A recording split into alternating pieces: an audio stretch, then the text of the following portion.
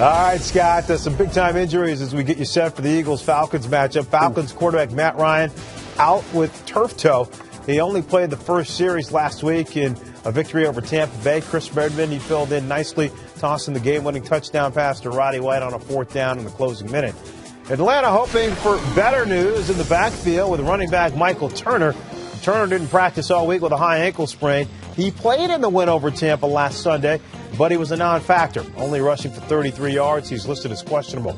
Now, on the Eagles side, they'll be without wideout Deshaun Jackson. He's been ruled out with a concussion. Jackson suffered the concussion last week in Philadelphia's victory over Washington. And, of course, no surprises here. The NFL is paying close attention to how teams are dealing with this head injury. Eagles are going to miss the dynamic playmaker. He has 8 touchdowns, guys, all over 35 yards. Wow. So he's a big play threat, Tom. But which team is going to be affected the most by these injuries? I think the obvious answer is the Atlanta Falcons. They're just not the same team with Chris Redmond under center and Michael Turner all banged up. I think what you'll see the Eagles come out and go for the jugular early, come out firing at that Falcons 27th ranked pass defense that allows 253 yards through the air every game. I think they're going to hang a number early on the Falcons, make Redmond play catch-up, and then they're going to get after that Falcons quarterback. And by the way, the Bucs sacked him 6 times last week. If the Bucs can get to you 6 times, I think the Eagles probably get to you double-digit times. He played pretty well, though. I mean, he threw he for did about 240 well. yards, a couple of touchdowns, no picks. Buccaneers. That was off no practice. This week he's had a full week of practice. Buccaneers, Eagles. Buccaneers, Eagles. The Eagles. Okay. But the thing I looked at this game, though, if the Falcons are going to be successful, they got to find John Abraham. I don't know where John has been. I remember seeing at the beginning of the year, he had a great game versus Big Jake Long, and then all of a sudden, we haven't seen him since. Got 3.5 sacks on the season. I've seen him flash in the backfield, but he's not nearly the disruptive force we've seen in times past. And so until Big John gets back on the groove, this team's going to have some trouble. Ooh, yeah, that. Wow. All right, to Tom, so how do you see this one? I don't believe the Falcons secondary can contain that Eagles passing attack, and I don't think the Falcons offensive line is going to handle the pass rush of Philadelphia. I like the Philadelphia Eagles to come into their building and walk away with a win. And I think the Eagles win this game also. I think that, just there's too much working in the Eagles' favor, and this is the Eagles' time of the year when they traditionally get hot. Deshaun Jackson not there, big play guy. Sure. Yeah. I mean, they've had some. Well, the Falcons are 12-1 in the Georgia Dome. That's right. Since Mike Smith took over. Yeah. So it has been a tremendous home field advantage for the Falcons, but I don't think they're going to be able to overcome their injuries. You don't think they're going to miss Deshaun Jackson? Yeah, I think they will miss him some, but remember, I think they have other pieces. And when you look at Macklin, he's coming along, Selleck at tight end, Shady McCoy running Jason the football. Avant has played well. And so I think that, sure, you miss the explosiveness, and particularly punt returns, certainly, but the Eagles, I just think, are a better team. I think the Falcons will miss Matt Ryan more than the Eagles will miss Deshaun Jackson.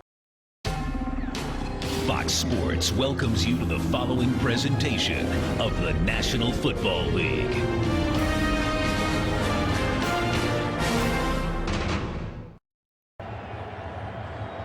Michael Vick, 6 seasons with the Atlanta Falcons.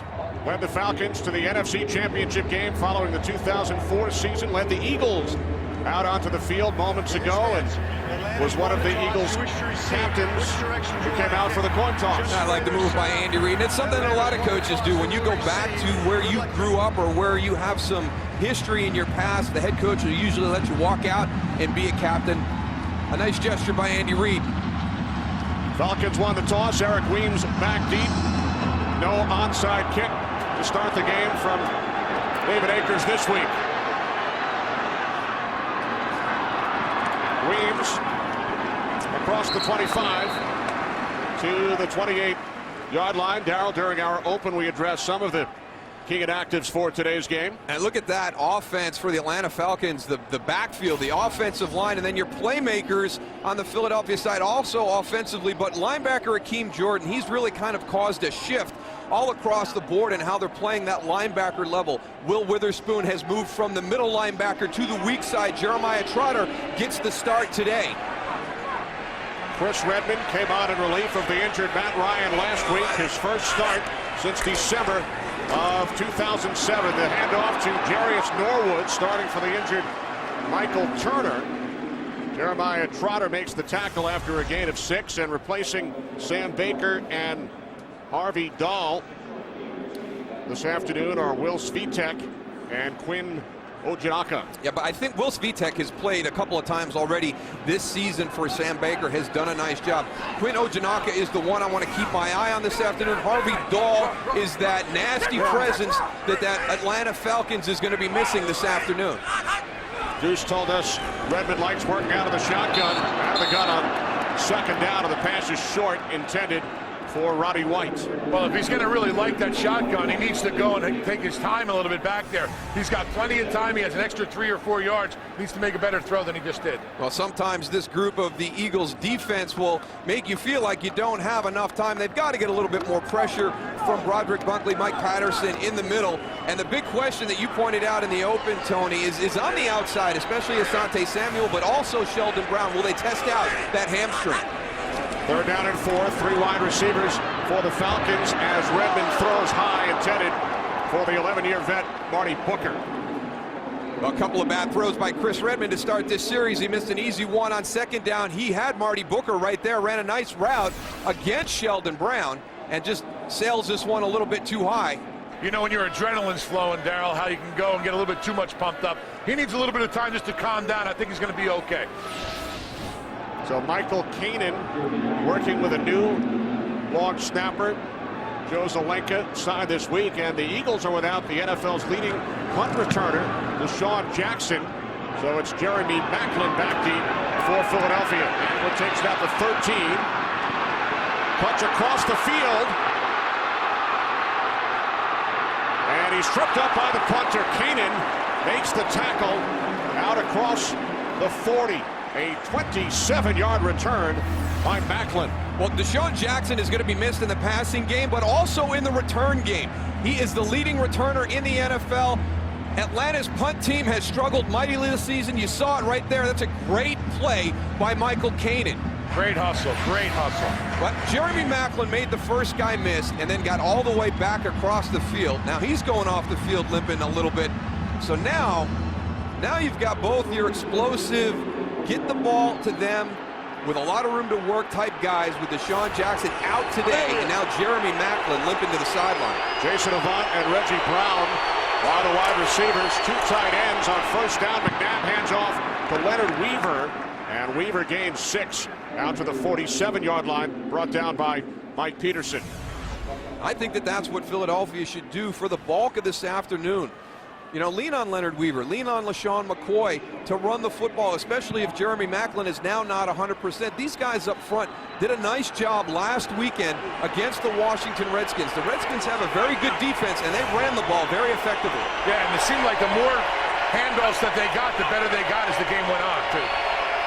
Jordan Norwood on the field, brought up from the practice squad this week. The rookie wide receiver out of Penn State.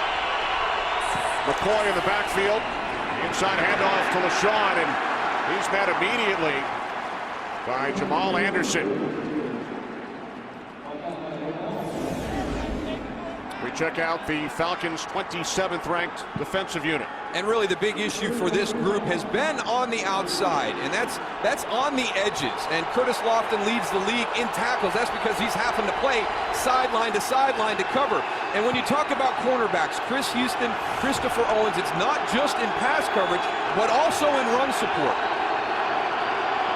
Maclin back on the field, 3rd down and 4. McNabb complete to Avant for a 1st down. Jason Avant had a big game last week against Washington. He gains 15. Jason Avant really the spark in that game last week versus the Redskins, working out of the slot. Just a great cut. Chevis Jackson can't match the in and out that Jason Avant did getting out of that cut. Now the tight end Selleck split out to the left. McCoy shifts into the backfield. McNabb pump fakes, screen to McCoy. McCoy 1st down and finally pulled down at the 27-yard line by Lofton after a gain of 14. I mean, Darryl, we talk about it week in and week out whenever we have the Eagles games about how those big guys get out on that edge and get downfield. And McCoy does a great job of following them down the field to go and pick up the 1st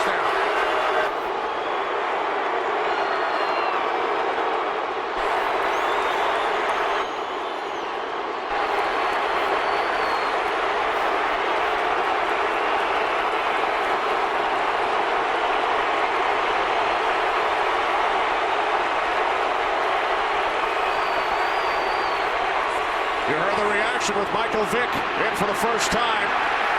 And Vick tackled by Troy Bierman after a gain of 4. And I think it's exactly what we expected. It's going to be a mixed bag. There's going to be people that are very supportive of Michael Vick, and there's going to be people who are very disappointed in Michael Vick. And it's the exact same reception he got in Philadelphia when Philadelphia decided to give him the opportunity to come back to the NFL. Michael Vick's situation has been very polarizing. The one thing we did know, there would not be anybody who kind of sat down in their seat and didn't express some type of opinion. McNabb back in, 2nd down and 6. McNabb can't find anyone. Now he throws. And the catch is made by McCoy. Tackled by Lofton. And a penalty marker on the far side. Well, the quarterback was still in the pocket. Illegal contact. Defense number 23. 5-yard penalty from the previous spot and an automatic first down. That's on Chris Houston. Again, this has really been the Achilles heel for this Atlanta team all season long. Their play at the corner, in pass coverage, run support.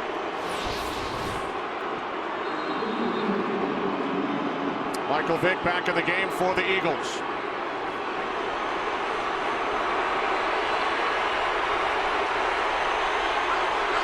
First and 10 from the Falcons' 19-yard line.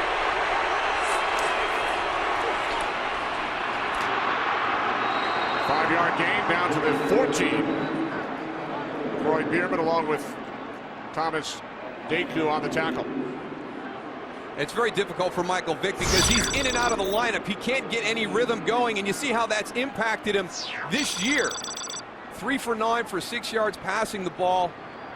And then even in the run, the area that we thought he'd be very dangerous, 65 yards, 34 of those coming on one run against Chicago. So I just think it's very difficult for him to get in any type of rhythm or flow during the course of the game because he's in and out so much.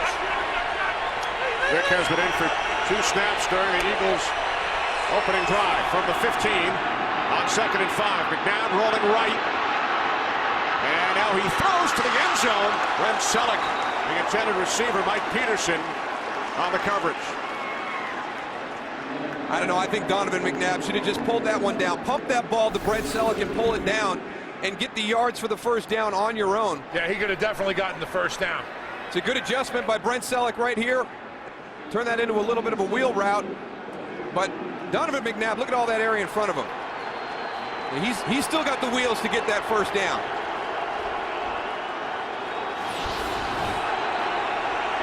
Instead, 3rd down and 5.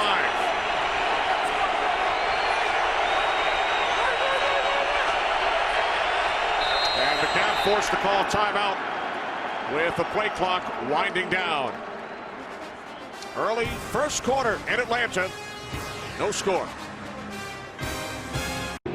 Philadelphia Eagles facing a 3rd down and 5 from the Falcons' 15-yard line.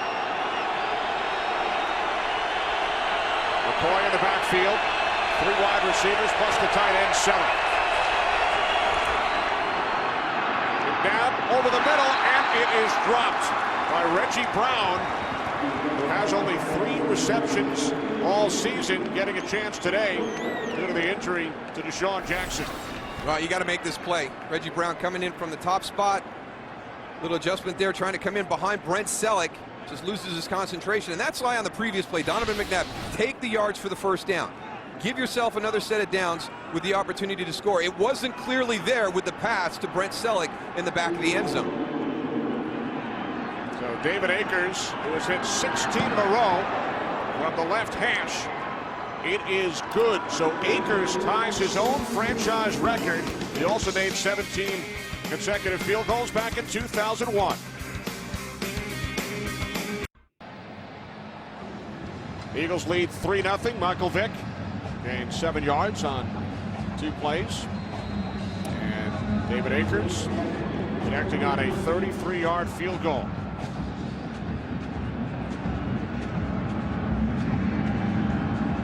Eric Weems back deep.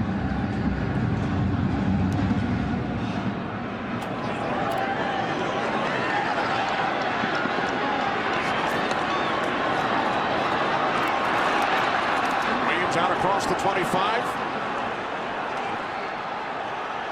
And the Eagles say they have it, and they do.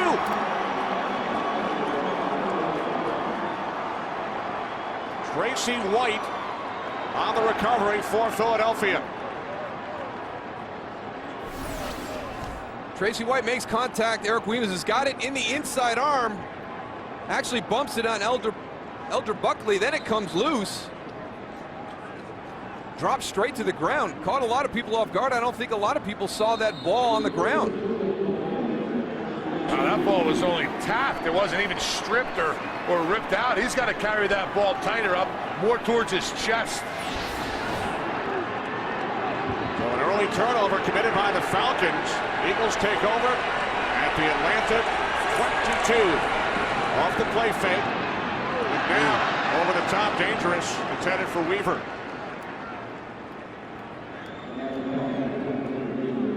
He's got to be careful on those short screens. He's got to see those defenders because they're definitely looking for it, Darryl. Well, he almost threw that one right to Thomas Johnson, the Atlanta defensive tackle.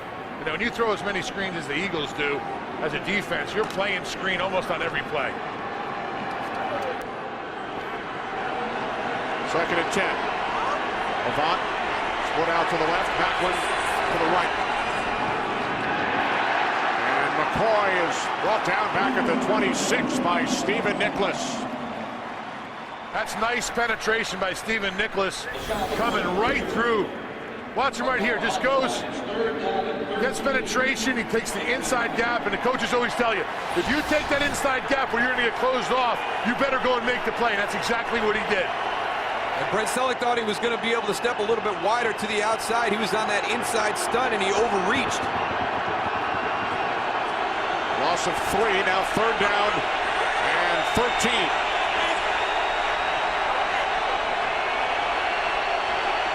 Play clock at 1.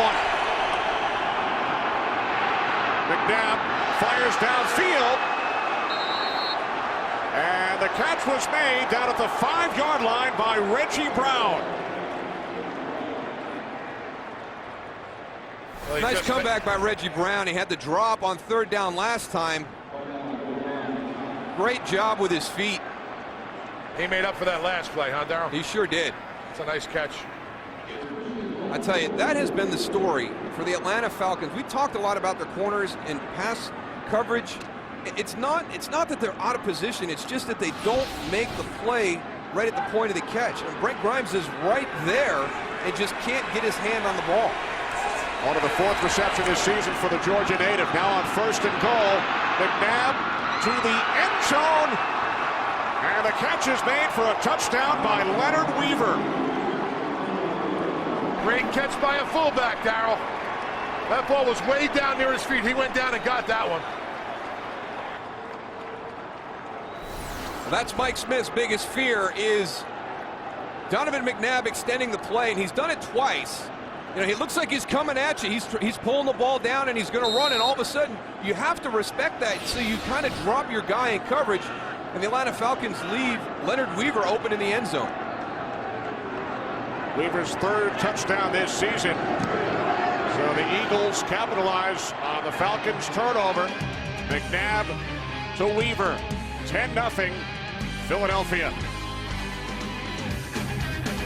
A little bit of help from the Falcons.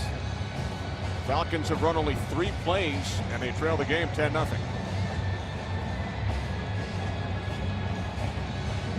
Akers kicking off for the 3rd time. Weems who fumbled moments ago. Weems out to the 28-yard line. As we take one more look at the fumble by Weems, which led to this. 10-0 Eagles.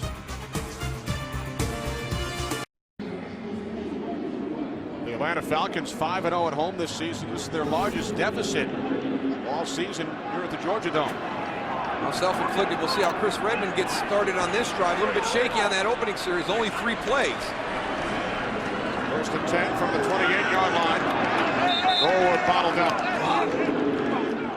And he lost his helmet as well.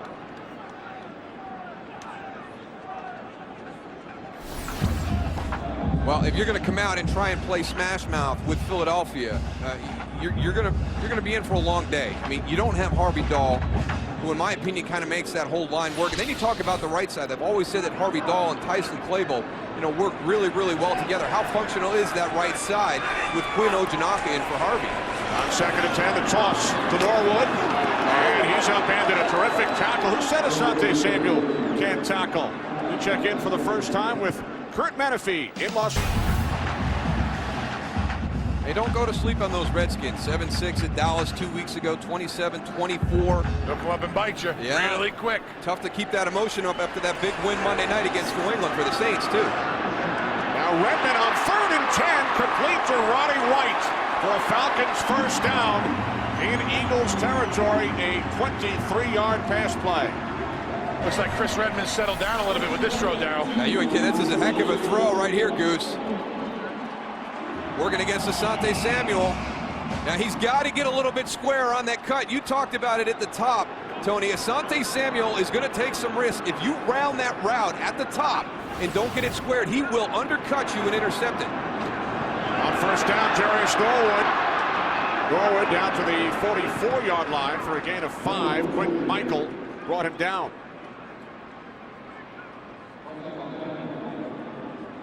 Well, it's kind of funny, the perception that's changed down here in Atlanta. A couple of weeks ago, Matt Ryan, everybody, all the Atlanta fans, is Matt Ryan our guy? Did we, should we expect this much from him? And then all of a sudden he gets the turf toe and he's on the sideline, and, what are we going to do now?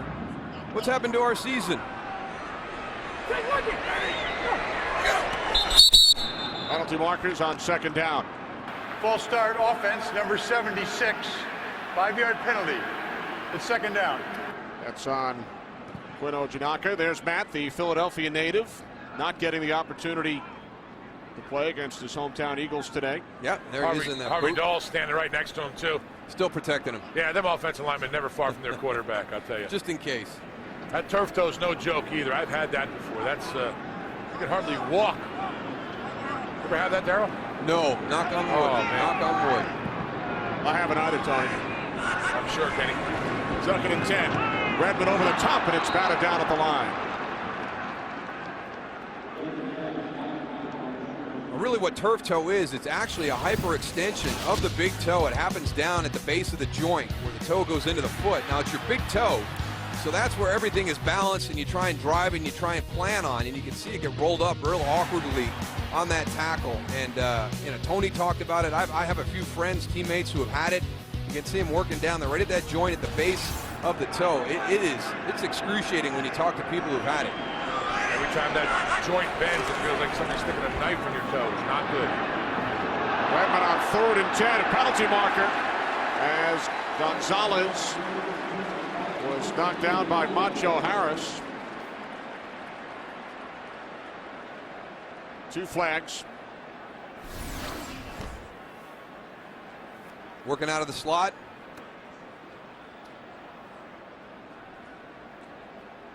I like Pass interference, defense, number 35. The ball is placed at the spot of the foul, first down. I like that play by Macho Harris, though. With Jose Leo Hansen still out, this is the last week he'll be out serving his suspension. Macho Harris has had to come in the slot, and Sean McDermott, the defensive coordinator for the Eagles, said that that's been one of their big adjustments that they've had to make. And I really like how he competed against Tony Gonzalez. I mean, when it's all said and done, Tony will be one of the best tight ends to ever play in the game, and he didn't back down at all. On first down, this is Jason Snelling. Snelling fights his way back to the 44-yard line. Sean Jones made the tackle, loss of 1 on the play. I'll tell you what, that Eagles defense and the linebacker crew is doing a great job in general of finding and sniffing out that run play and running to the ball. I mean, Darryl, we talk about it all the time about how fast this defense is. They are playing extremely fast today, especially on the edges, to shut down that Falcon offense. And that's another negative play. Eagles defense leads the league in negative plays this season. Inside handoff, and there's another one as Norwood is tackled back at the 46-yard line. Well, here's one of the reasons that I think Atlanta should be throwing the ball a little bit more. There's been a lot of injuries at the linebacker level.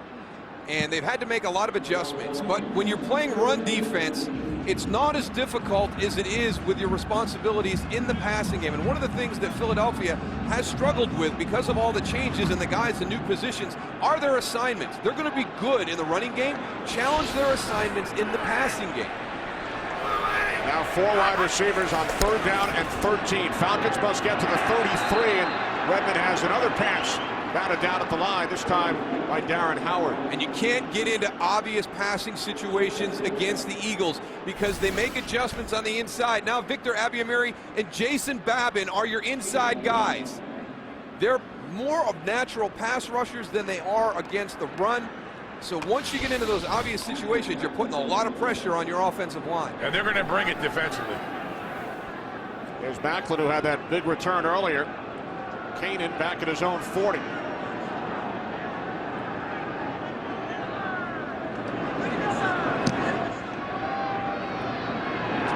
over end. And a fair catch at the 8-yard line by Macklin. 10-0 Eagles.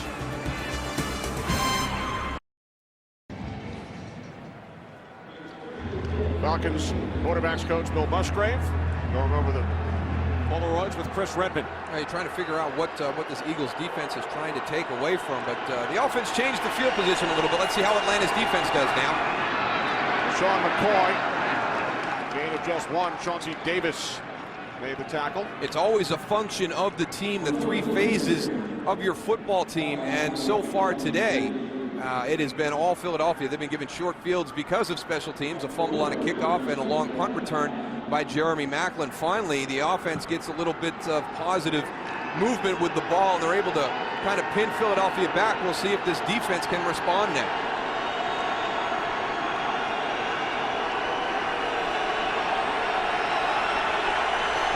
Second down and 9. Play action. McNabb with time, and he hits McCoy out of the backfield. Not much. Curtis Lofton, you mentioned, Darryl, the leading tackler in the entire league, brings down McCoy, a gain of just 2.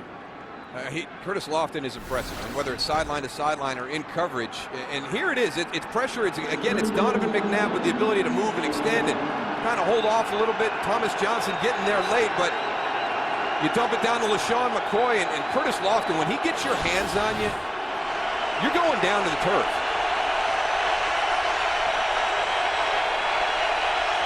Third down and 7. Eagles must get to the 18-yard line.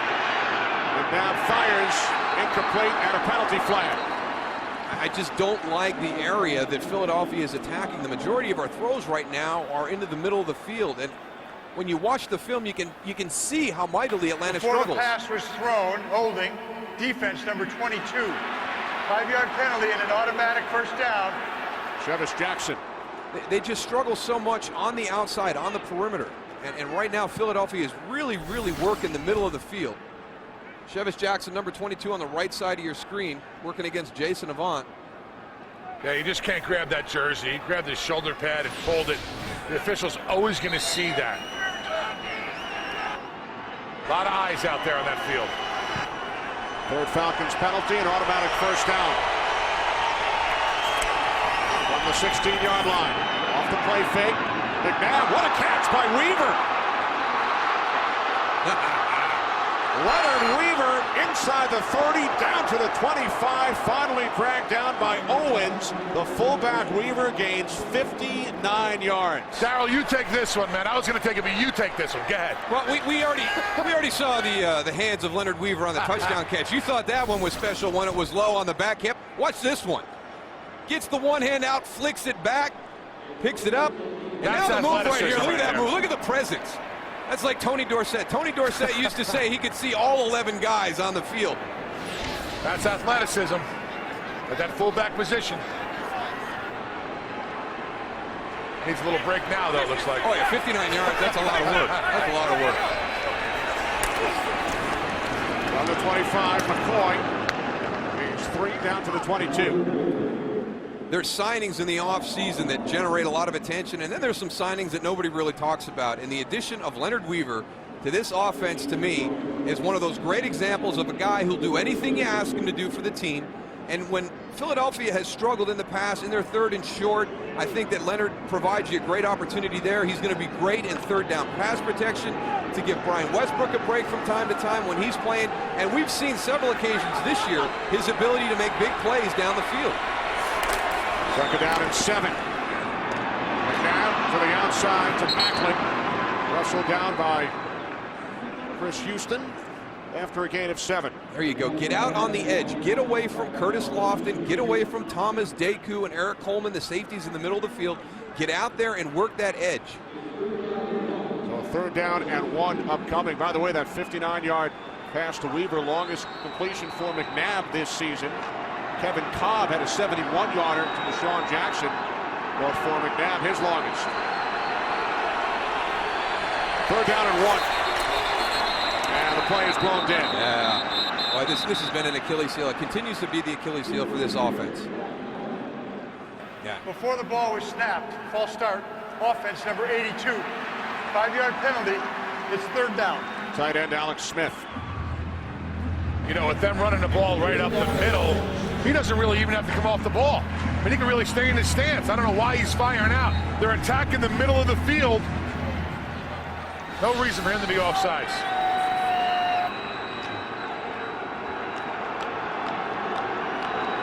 Forces the Eagles back to the 21. 3rd down and 6.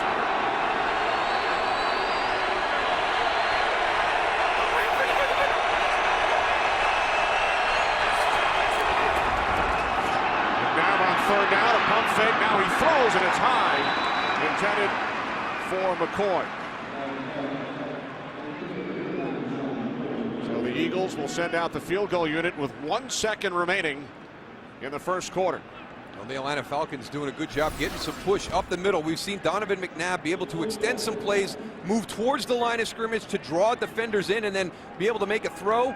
That time, a good job by those guys up front, staying in their rush lanes, not allowing him to step forward. You saw those linebackers all over that middle of the field, too, like you've been talking about all day so far. 39-yard attempt by Akers. It is wide to the left. After tying his own franchise record by connecting on his 17th consecutive attempt earlier, he misses from 39. So the 1st quarter comes to an end. Eagles 10, Falcons nothing.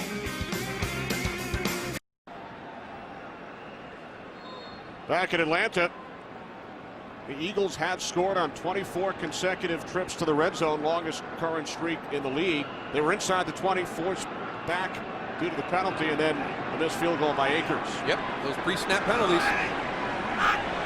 The Falcons take over from their own 29-yard line. Redmond looking for Roddy White, and there is a flag.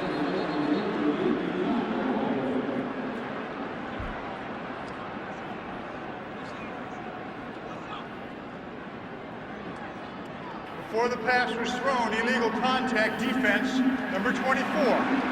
5-yard penalty, automatic 1st down. Sheldon Brown. That's what they need to do. They need to test Sheldon Brown, find out how healthy that hamstring is against Roddy White. But now right here, you know, that's as much Roddy White as it is Sheldon Brown, so they got away with that one.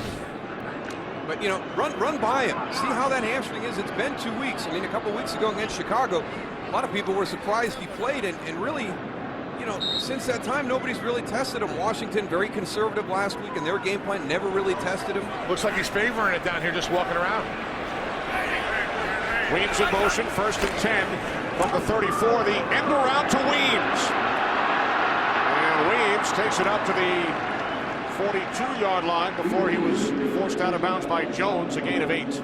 Looks like Chris Redmond really kind of starting to settle down a little bit. And, you know, not surprising to see that there could be, you know, a little bit of rust he's got to knock off. I don't know if a lot of people realize, you look there from 2004 to 2006, he was out of the league. And really, when Bobby Petrino became the head coach of the Atlanta Falcons, that kind of gave him the opportunity to get back into the NFL because of their relationship going back to his days at Louisville. 2nd and 2, Snelling picks up a 1st down and more as he spins into Eagles territory, a gain of 10 for Jason Snelling, who has run well this season when filling in for Turner and Norwood. Jason Snelling, and we said this a couple of weeks ago when he was filling in for Michael Turner. He jumped into a game against the Redskins, spur of the moment, then carried him against Carolina the following week. You have to have people, and it's just like Leonard Weaver on Philadelphia, you have to have guys like Jason Snelling. They're there to do whatever you ask them to do. They love the game. They want to be a part of the team. From the 48, the toss to Snelling. Snelling down to the 44-yard line. He gains 4. Robert Bunkley made the tackle. And getting back to Redmond, during the 2005 offseason, spent some time with New England, then training camp with Tennessee, but 3 consecutive regular seasons away from football. And he said during that time selling insurance, he learned not to take anything for granted anymore. Well, I talked to him also about the insurance thing. He says he really didn't do very well selling insurance, so he had to get back into something else.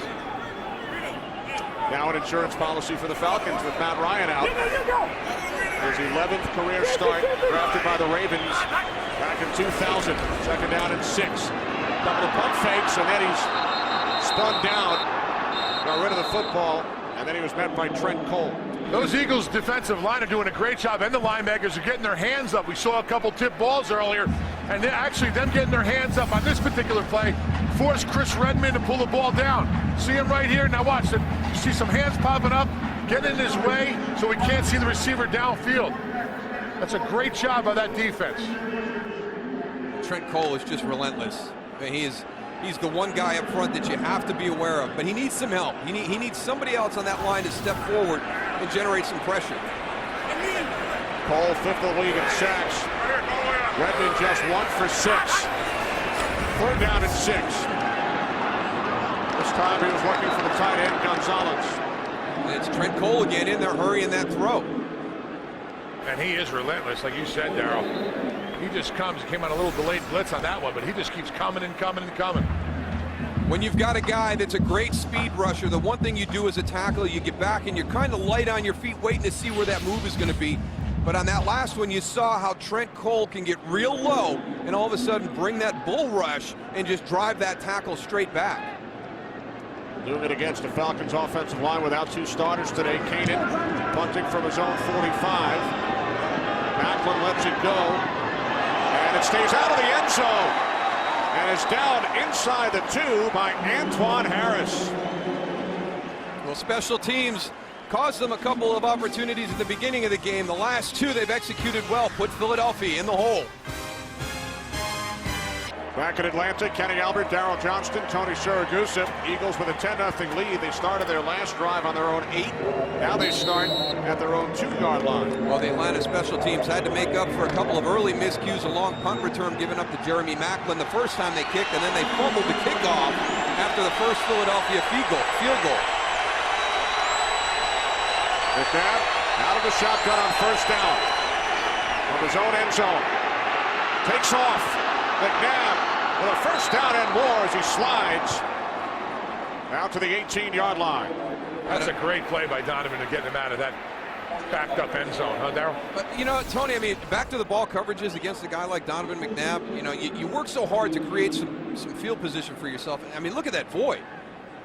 I mean, here comes Eric Coleman. Look how far down the field he was. He still hasn't made it to Donovan McNabb yet. 16 yards for McNabb. On the 18. Weaver found a hole, and he's tripped up. After picking up another Philadelphia 1st down, gain of 17 for Leonard Weaver. If he hadn't had that 59-yarder that took some gas out of the tank, he might have gone the distance here, Goose. He might have. He does a nice job of coming through the line of scrimmage and then just turning up straight up. He doesn't get tripped right there. I like his low level. See how he's leaning forward and not giving anybody a target to hit. He's got them shoulder pads nice and low. That makes it so difficult for the defense to go and even tackle the guy. You know, he's going to run you over. Good job by Alex Smith on that long trap block from the tight end spot. Eagles have gained 33 yards on 2 plays. McCoy out to the 39. Thomas Johnson made the tackle, a gain of 4 for the rookie out of Pitt. LaShawn McCoy filling in once again for Brian Westbrook. Both Westbrook and Deshaun Jackson out with concussions.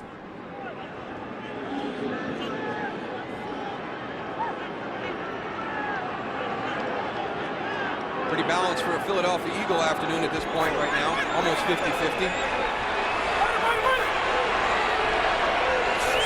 Second down and 6. McNabb, bit high, intended for Avant. He mistimed his jump on that one. Watch at the end of this route, Jason Avant, as he comes out, he jumps a little bit too early. He's coming down as the ball's coming in.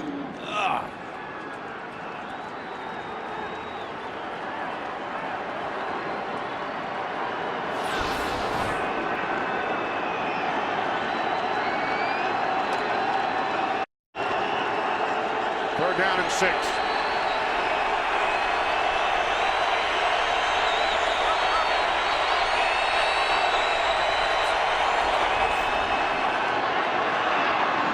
McNabb over the middle, intended for Macklin. He had him wide open. He just had a bad throw right behind him. Yeah. You load up the right side, put Jeremy Macklin out to the left, and then just drag him across the formation. As you pointed out, Tony, he's going to get the first down, but you got to get it out in front of him.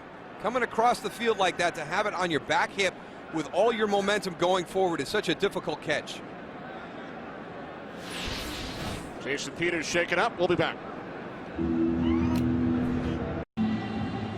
Thomas Johnson and Curtis Lofton getting into it a little bit on the sideline. A little bit of frustration right now for this Falcons defense. You know, football's an emotional game. You got to keep them in check even when things are going wrong, and that's the way you handle it, all right?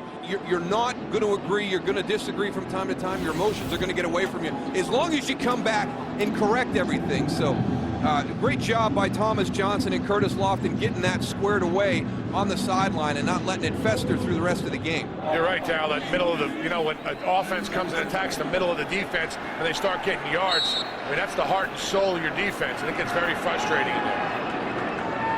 First punt today for Savraka. Williams lets it bounce and then takes it on the run. Oh, and then he's drilled. Brought it out to the 25-yard line. And it was the long snapper, John Dornbos, who made the tackle. You know, Harvey Dahl is out of the lineup today. We've talked about Matt Ryan and Michael Turner not being in and the impact they've had, but he's your nasty guy. And I think those guys are so important during the course of the season, during a game when they're out of the lineup. And really for me, Philadelphia, you know, John Runyon was that guy. And without John Runyon there this year, you know, who's going to be that guy that steps up and assumes that role? For us, when we had our teams in Dallas, it was Eric Williams. I mean, Eric Williams was a real dominant right tackle in the NFL for a long time, and a lot of it was based on him being just a nasty, nasty guy to play against. Oh, he'll take a swing at you now. I played against him. Hey, that does take that element out of it when you're missing a guy like that. The whole offensive line plays different. Norwood gained 3 on first down. Now on 2nd and 7 fights. We'll get back to the line of scrimmage. And we've done a number of Falcons games this season and have talked about the right side of the line, Harvey Dahl, and right tackle Tyson Clabo. Head coach Mike Smith told us earlier this season both guys are probably average on their own, but really good together. Yeah, there's a theory in mathematics, and you know, the whole is equal to the sum of its parts. But when you talk about Harvey Dahl and Tyson Clabo, maybe that doesn't work out. Maybe there's some kind of chemistry and continuity between those two guys. We had a chance to talk to them. They're like an old married couple. Yeah, they're hysterical. So there's another situation, Darryl. You don't want to put Chris Redmond in 3rd and 7, a known passing situation. Look at his defense on the line of scrimmage. Redmond just 1 of 7 so far. The pass was tipped for the 3rd time. Redmond had a pass deflected at the line. Falcons go 3 and out. When you don't have a lot of film on somebody, you've got to study the system. And Sean McDermott, that was his challenge this weekend with his guys as the coordinator for the Eagles. You kind of look at what Atlanta wants to do. There was a lot of tipped balls last week against Tampa Bay when he came in, so there has to be something there. There has to be something that's causing that, and it's a good adjustment by Sean McDermott in that Eagles defense to recognize it and keep it going again this afternoon. Garrett Howard with his 2nd deflection of a Redmond throw today. Macklin tackled immediately by Philadelphia native Brent Grimes. Falcons looking for answers. They trail by 10.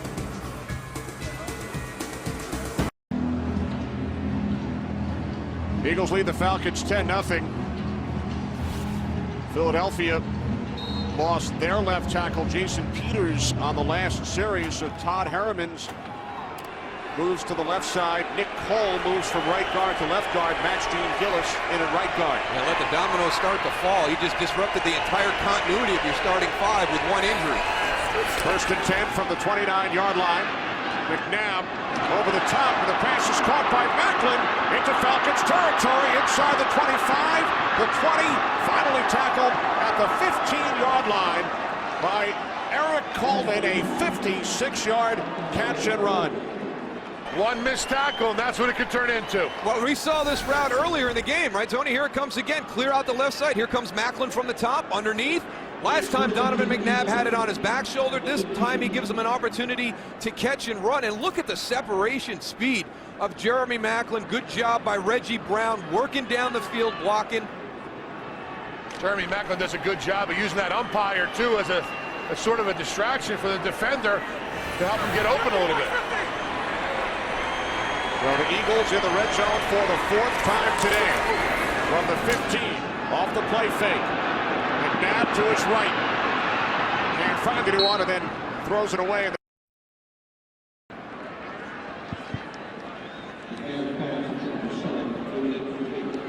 Good coverage on Brent Selleck. Number 87 working against Mike Peterson. Got to sell that a little bit more. You're not going to get Mike Peterson to bite on that.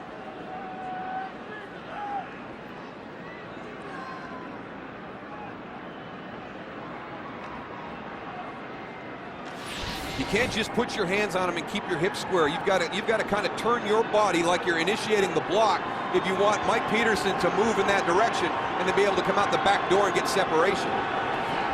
McNabb on 2nd and 10. Over the middle, penalty markers, Avant, touchdown! There are 2 flags, one at the 5-yard line, the other back at the 22.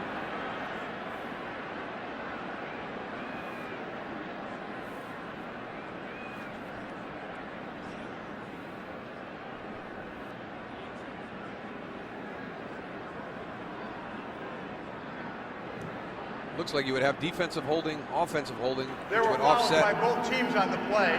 Illegal hands to the face, offense number 62. Illegal contact, defense number 50. The penalty's offset. Replay, 2nd down.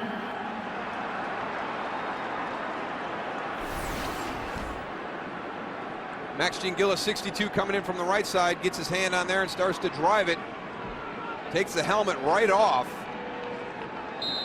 And then illegal contact by Curtis Lofton on Jason Avant. Boy, Curtis Lofton's drawn some tough responsibilities so far in this drive. Jeremy Macklin coming across in a crossing route.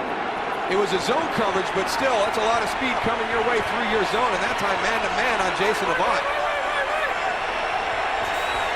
Full receiver set on 2nd down. Pass is dropped by Macklin.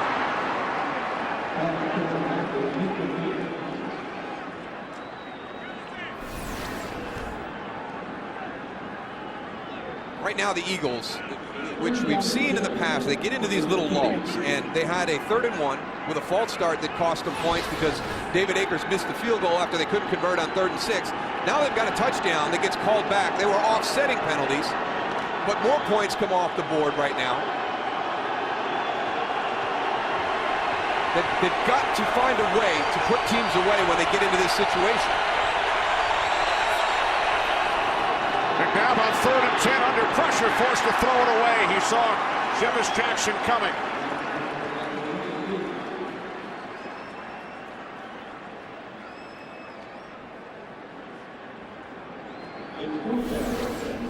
Going to come clean off the edge to Donovan McNabb's right.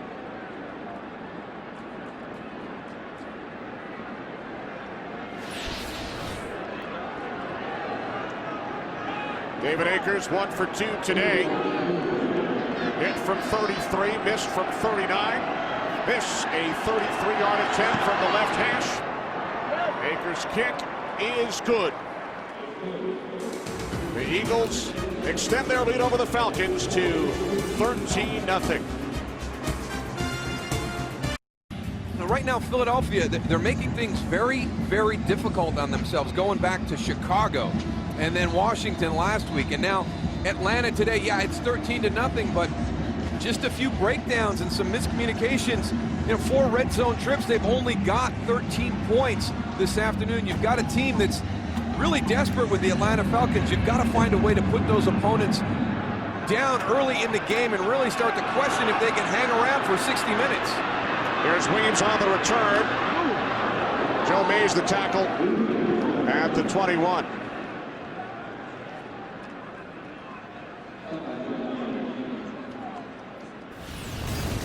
Continue to be impressed by what Sean McDermott's group is able to do for this Philly defense. Now, they've had a lot of injuries, but they just keep playing. Guys step in. Trent Cole has been a beast, through this entire season. And you look at how much they forced Chris Redmond to struggle today. You saw the number of batted balls by the guys in that middle of that Eagle defense. First and 10 from the 21-yard line. Redmond's pass is caught by Roddy White. Redmond's second completion. Both have gone to White. This one 34 yards. Well, finally, test out that hamstring on Sheldon Brown. Let's see how it's doing. Look at the top of your screen. 84 versus 24. I don't know if Sean Jones is supposed to have help over the top, but I tell you what, he ran right away from Sheldon Brown. That's one way to go and stop them batted balls in that line of scrimmage, is throw downfield. You can elevate that ball. First and 10 from the 44. The give to number 44, Jason Snelling. Snelling gains 4. What's going on with the Bengals and the Lions? Kurt Menace on the selection show later on tonight after the OT. Just a reminder. Thanks, Kurt. You never know what Chad Ochocinco has up his sleeve. Second down and 6 for the Falcons. Redmond looking for Gonzalez, and it's nearly intercepted by Jones. Well, that was one of the things we talked about at the top, for the Atlanta Falcons. Keep feeding the ball to Tony Gonzalez. I tell you what, right now, a team that has really struggled against tight ends all season long. It's done a nice job against one of the best to ever play the game. He doesn't have a catch yet today. He had 9 last week in the win over Tampa Bay. 977 receptions in his career. I think some of those batted balls up on the line of scrimmage were meant for that guy right there. Redmond on 3rd and 6, looking for Gonzalez. Macho Harris on the coverage. You're not going to see that very often. It's on the back shoulder, but Tony Gonzalez can make anything look easy. I tell you, Macho Harris is doing a nice job. He's drawing him in coverage one-on-one. Yeah, he's throwing his timing off completely off the line of scrimmage. Yeah. Getting on him and sticking with him. Feisty little guy. Yeah. He's fighting him, man. You got to appreciate that. He's fighting him out there. Macklin called timeout. He's doing a good job against Tony Gonzalez, but he's got to know when he's not on the punt return team. Macho Harris sprinted off the sideline. Macklin was counting the players and he called timeout. Well, now you mentioned it a moment ago. Dallas Cowboys, New York Giants coming up next in game 2 of our Fox NFL Sunday doubleheader. Some of you will see the 49ers and the Seahawks. The Cowboys 8-3, lost to the Giants in Dallas earlier this season, 33-31. You look how tight it is at the top of the NFC East. 2 games separating the Giants and the Cowboys. The Eagles sandwiched in the middle. Giants started the season 5-0. Have lost 5 of their last 6. Their only win during that stretch over these Atlanta Falcons. Kanan's 5th punt today. And again, he places it inside the 10. Down at the 9-yard line.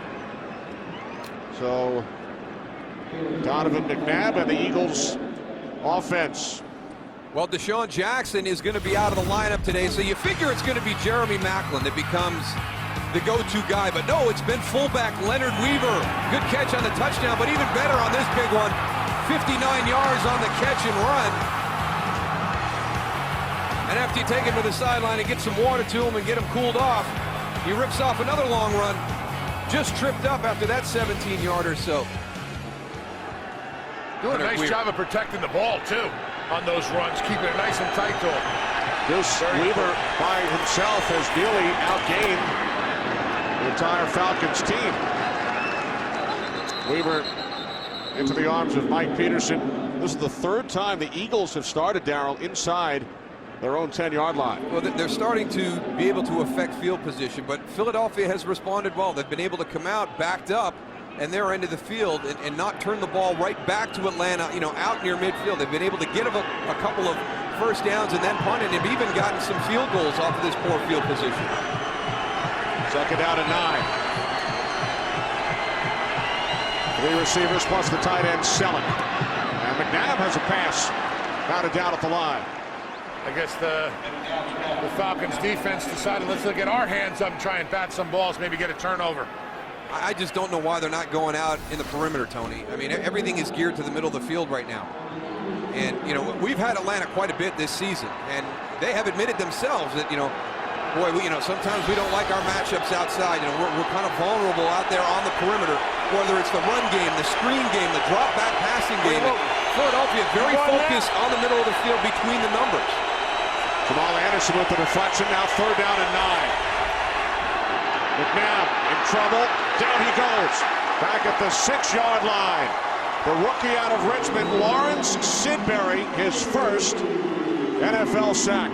But Jonathan Abraham got it going, Goose. Yeah, only rushing 3 guys. I mean, to get pressure with just 3 guys on the defensive line. That offensive line's got to do a better job of matching up and knowing what you're getting.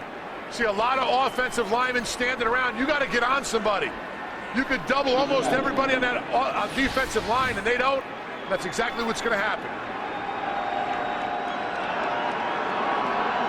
Sam Rocca's second punt out of his own end zone.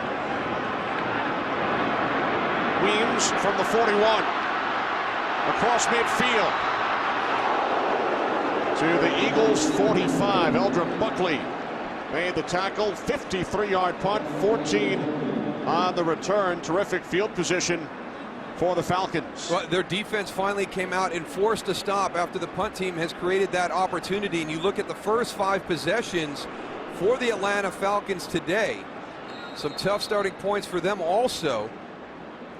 But now all 3 phases kind of work together on that exchange of possessions. And now they're in the Philadelphia territory as they start this drive. They have not been inside the Eagles' 40-yard line all game. From the 45, Redmond off the play fake, rolling right. Now he throws. What a hit by Samuel on White.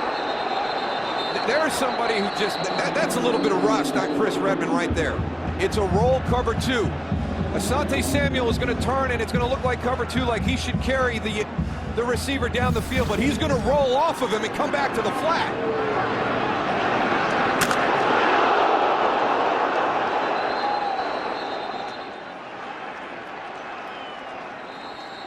I think Asante Samuel wants to go and prove to everybody that he can tackle also. Andy Reid thought it should have been ruled a catch and a fumble. But there's 2 parts to this. Number 1, it has to be a fumble. And then number 2, there has to be the clear recovery. Did anybody get on it for the Philadelphia Eagles? The defense to recover the ball when the ruling on the field is incomplete in that situation. Exactly what you said, Darryl. There is no challenge and no challenge charged. It's second down. Exactly what you said. There was no recovery by the defense. Yeah, it's a 2-part when you have that situation. If somebody would have made a clear recovery by the Eagles immediately, then Andy Reid would have been able to challenge the fact that it was not an incomplete pass, but a catch fumble recovered by the Eagles. And you heard the referee at Hocula. He said the rule requires a recovery by the defense. So no challenge. Second and 10 from the Eagles 45. Redmond complete to Gonzalez. After Samuel missed on the tackle, it's Chris Gokong who brings down Tony Gonzalez after a gain of 8. Well, you take your big hits when you got your big hit opportunities, and we saw one by Asante Samuel earlier on Roddy White. But this one, you know, go make the tackle. All right, you know what? It looked like he was going more for the ball. It looked like maybe he thought he was going to be able to jump that route in front of Tony Gonzalez and get a pick. A little late on that one. Samuel, 2 interceptions last week against the Redskins.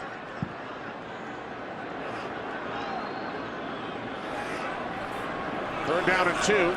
This is the deepest penetration by the Falcons today, as Redmond is taken down back at the 39-yard line by Darren Howard, who's had a strong first half.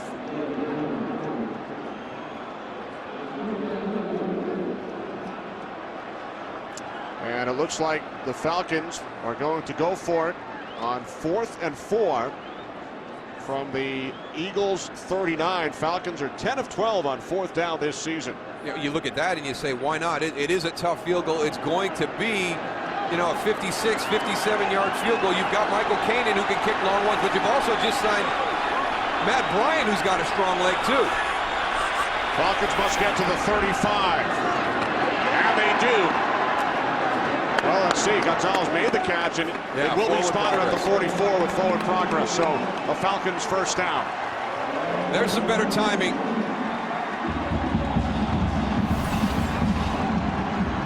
Well, if you're Philadelphia, you got to know it's going to go right there to Tony Gonzalez. They gave him too much of a cushion and didn't go and press him like we saw all game on the line of scrimmage.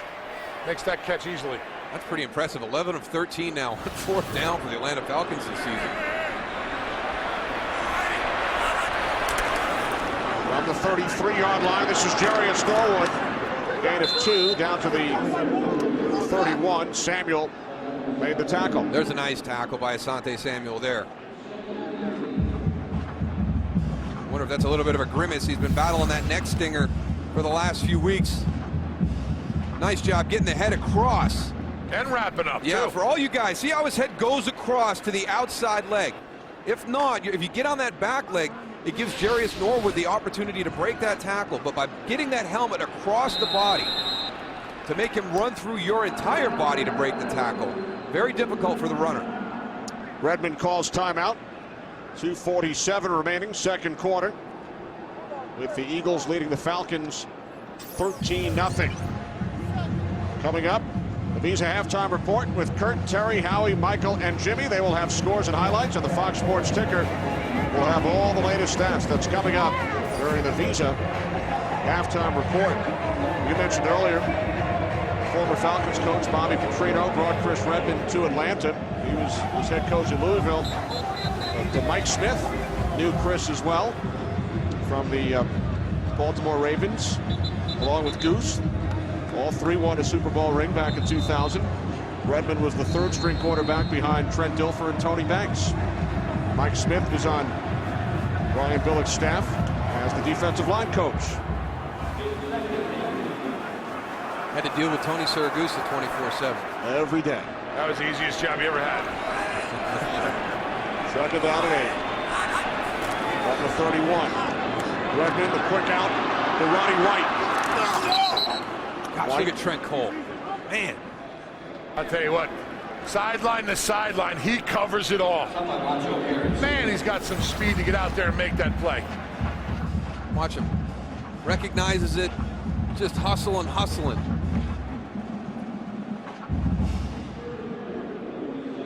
Oh, he reads that quick, doesn't he, Goose? He gets off of Tony Gonzalez fast. That's a great defender right there, where you can go and recognize what's happening and know the angle of what to take to go and be a part of the play.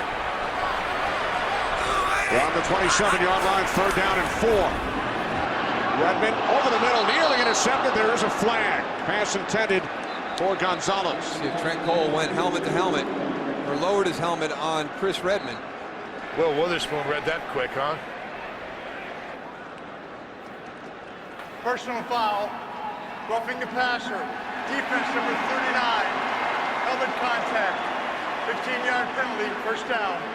My fault, this is actually Quentin Demps. He's coming off the edge on the blitz.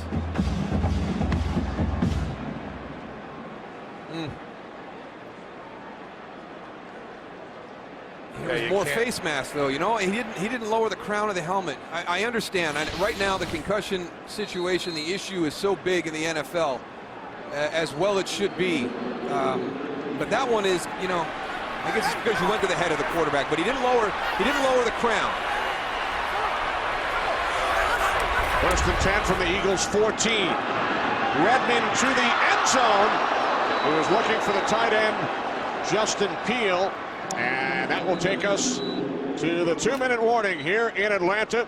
2nd and 10 when we come back. Eagles lead the Falcons 13-0.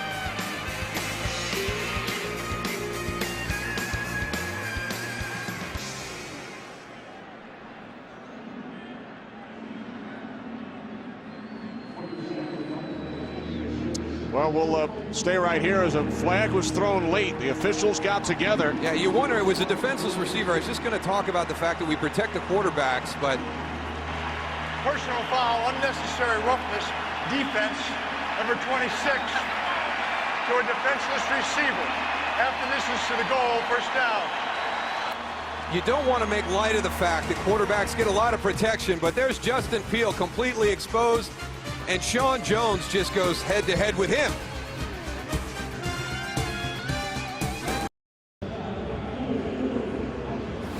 Sean Jones flagged for his hit on Justin Peele in the end zone. Well, this was a point of emphasis coming into the season, and what the NFL is trying to do with their rule changes and their points of emphasis. They're always geared towards player safety. They're trying to change the point of impact. Stay away from the head, down in the chest. Sean Jones is not going to be fined if he puts his helmet into Justin Peele's chest. But when he goes to the head, when he didn't even launch, but when he initiates contact to the helmet, he's going to get flagged. And we pointed out we don't have Brian Westbrook in the game today. Deshaun Jackson's out of the game today. Last week, you also had Ben Roethlisberger out, Kurt Warner out. You know, concussions are the hot button item right now in the NFL. So 1st and goal from the 7. Snelling. Jason Snelling takes it all the way down to the 1-yard line. The Philadelphia Eagles continue to make things difficult for themselves, and credit this Atlanta offense for hanging in there and taking advantage of their mistakes. They have an opportunity. You punch this in, and it's 13-7 at halftime.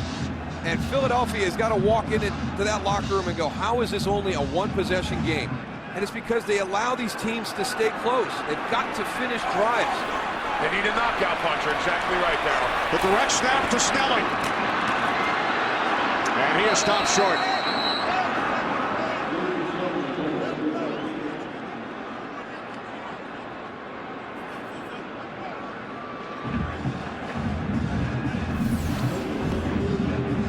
I don't know. I'm just...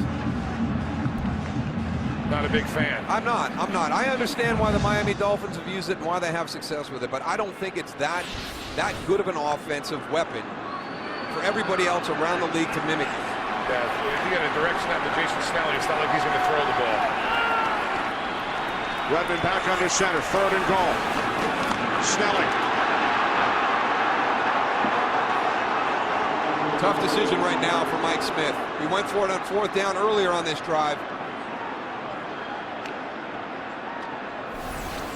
I mean, they are getting no movement against this Eagles front.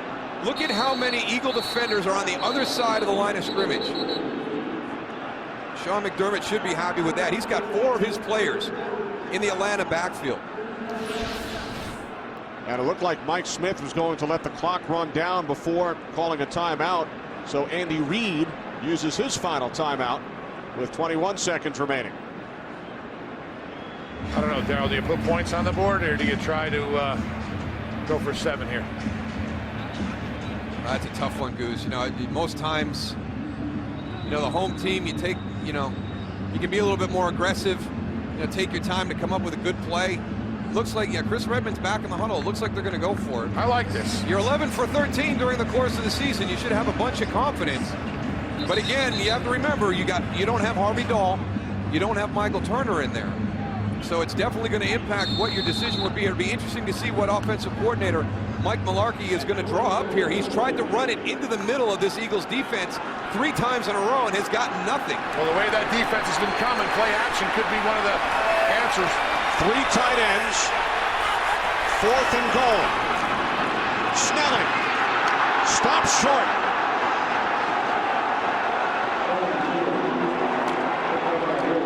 What a job by the Eagles defensive unit. They never tested the edge of that Eagles defense. Watch Jeremiah Trotter, number 54. This is what he does. He comes up and he attacks the A-gap, completely moves everything out. And the penetration again. I mean, you've got 4 or 5 Eagle defenders at the 4-yard line.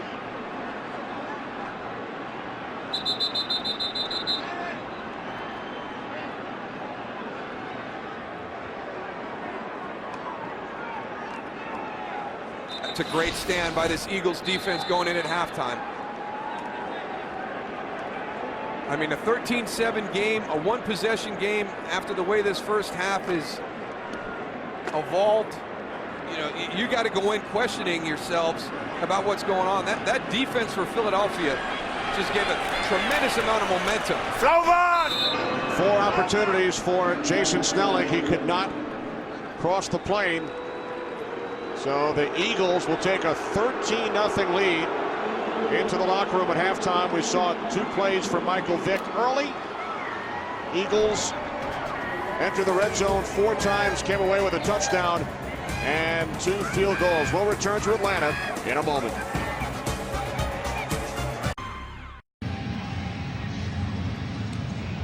Back in Atlanta, our Avatar game summary. Well, I think the most important thing that happened in that first half, as you look at the stats, was the goal line stand by the Philadelphia Eagles at the end of the half. Just throw out all the numbers, all the stuff that's up there on that board. Really what happened was Atlanta had an opportunity after playing a very poor first half to be 1 possession out of this game. And with 4 shots to punch it in, from starting at the 1-yard line, they couldn't do it. So a great job by that Eagle defense, kind of rescuing that first half.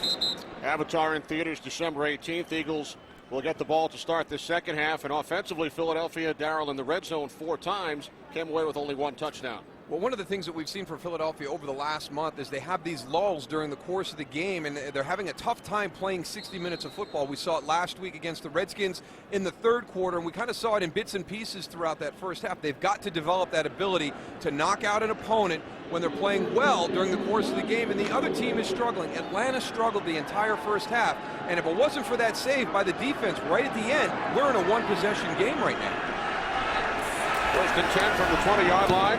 McNabb on the slant, complete for a first down to Macklin. Gain of 13 out to the 33-yard line, Goose. You know, I had an opportunity to talk to Mike Smith going in about, you know, his decision to go for it on 4th down. And he said, listen, Goose, I don't know if we'll ever be down there again. I got to try and go and put 7 points up. And, you know, I'm going to stick by my decision. Personally, I thought it was a good decision, too, Darryl. The way the first half was going, Tony, I couldn't agree with Mike's perception on that anymore. You never know when you're going to get an opportunity to be inside the 5 again. Nice cutback move by Weaver, and Leonard Weaver picks up 12 more yards out to the 45. Leonard Weaver's like the deciding factor today in this game. I mean, he's had some great runs right here. That nice cut back. He goes when he decides he's going to go upfield. He lowers his shoulder and gets it done. This cut right here.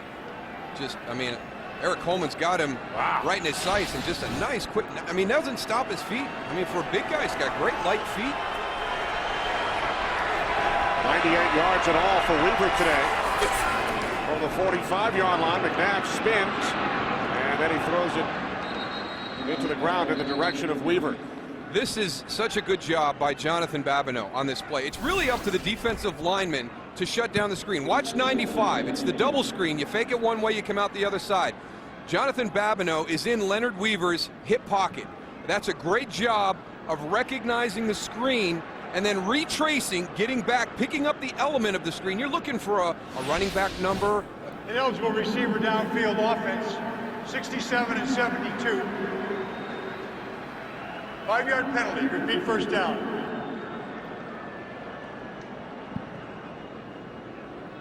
You know, Moose, you're absolutely right with Jonathan Babineau. Identifying something's a little suspicious right now and getting in the hip pocket of Weaver and sniffing out that screen. Falcons declined the penalty. A reminder, Eagles lost their left tackle, Jason Peters, in the first half. So Harriman's the left guard, moved to left tackle. Rick Cole to left guard, and Max Jean-Gillis in a right guard. And McCoy is out of the backfield by Mike Peterson. That's a nice job of Mike Peterson recognizing this. Watch 53 come in here. Brent Selleck cannot get down in time to cut him off. Good job of trusting your instincts and getting into the backfield to beat that down block by Brent Selleck. Loss of 2 in the Sean McCoy today. 6 carries, only 2 yards. Fortunately for the Eagles, Weaver has picked up big chunks. 3rd down and 12. McNabb with time, complete to the tight end, Selleck. But he is stopped just short of a 1st down. Well, the Eagles are going to have a tough decision now because he's short of that 1st down. Nice job of chipping on the way out. Slow that pass rush down. You got Todd Hermans, a guard who's out playing left tackle, going against Troy Bierman, who's a good speed rusher off the edge. Needed 12, he gained 11. Eagles will go for it on 4th down.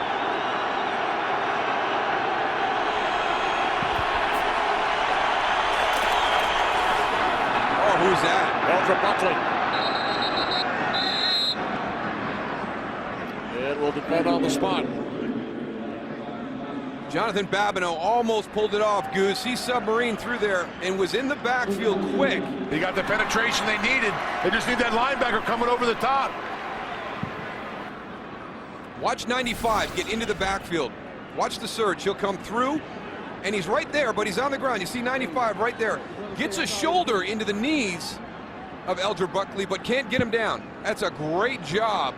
And as you pointed out, Tony, there was just nobody behind him to stop that pile from moving. You need a guy down low getting the penetration, and the linebackers up top stopping the momentum. So Buckley has scored a big touchdown last week. Picks up the 1st down on his 1st carry today, and now McNabb fires as he was hit. And the catch is made for a 1st down at the 30-yard line by Jason Avant. 15-yard pass play. Now, you don't expect your quarterback to get hit on this one. This is one of those max protections. You've only got 2 guys out on the route. It's a double route. That's why it's max protection, because it's going to take a while to develop. So this right here at the 1st and 10 from the Falcons' 30-yard line. McNabb complete to Avant again. Avant gaining 8 more yards down to the Atlanta 22.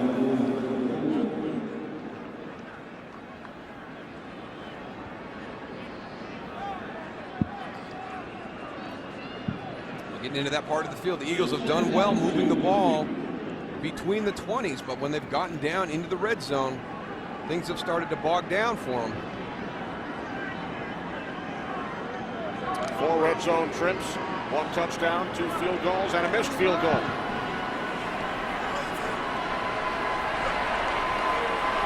Four wide receivers, 2nd down and 2. The screen to McCoy. 1st down inside the 15 to the 13-yard line. So Sean McCoy gains 9. Well, we saw the last time they ran a screen how well Jonathan Babineau did it kind of feeling it. This time it's a better executed screen by the Philadelphia Eagles. And you see how they're able to get Jamal Jackson, Nick Cole out there in front. And those guys just turn and run north and south. Don't try and make any moves on anybody. Run north and south, throw your big bodies at the defender, let the running back make his cuts off the adjustment of the defenders. 10th play of the drive for the Eagles. The slant to Macklin. And Jeremy Macklin gains 7 down to the 7-yard line.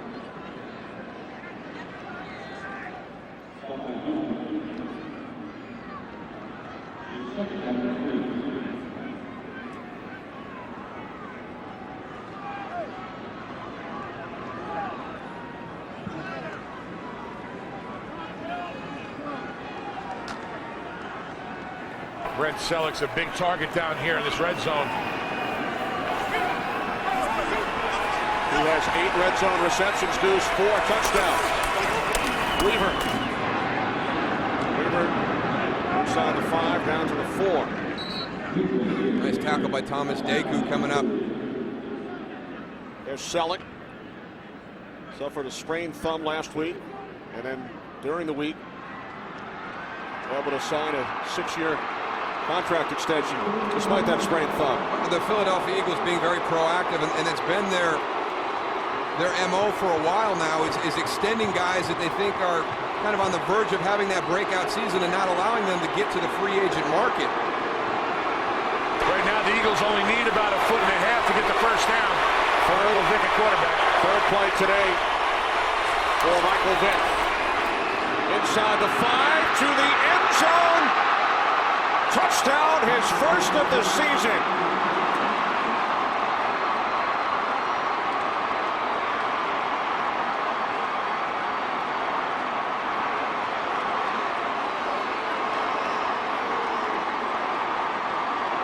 See, Leonard Weaver helps everybody out. Michael Vick scored the touchdown. He went to throw the ball to the fans in Atlanta, and it hit the net, and it rolled down to the ground. The more you Weaver ran over and got it and threw it back into the stands. The more you can do. He does it on and off the field, Weaver. Great job. I got it to the guy who was wearing the Michael Vick jersey in the stands.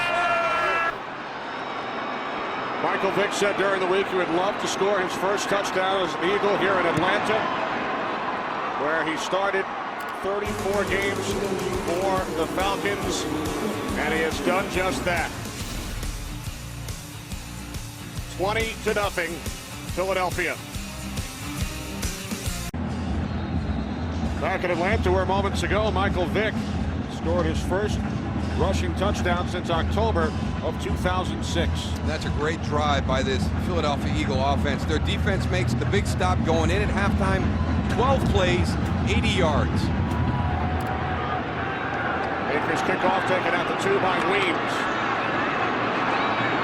Weems brought down just shy of the 30 by Quentin Michael. One more look. Vick to the end zone in Atlanta.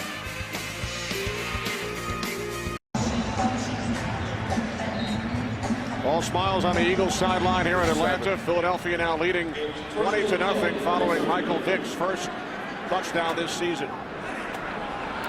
Now Chris Redmond and the Falcons go back to work from their own 30-yard line. That pass for Redmond is behind the intended receiver, Jarius Norwood. It's been so long since Chris has had an opportunity to be the starting quarterback, and one of the things that we don't remember or don't think about is, you know, we talk about mental reps and whether a practice the starter's going to get them, and you've got to be prepared to go in at any time. Matt Ryan's going to get the majority of those snaps.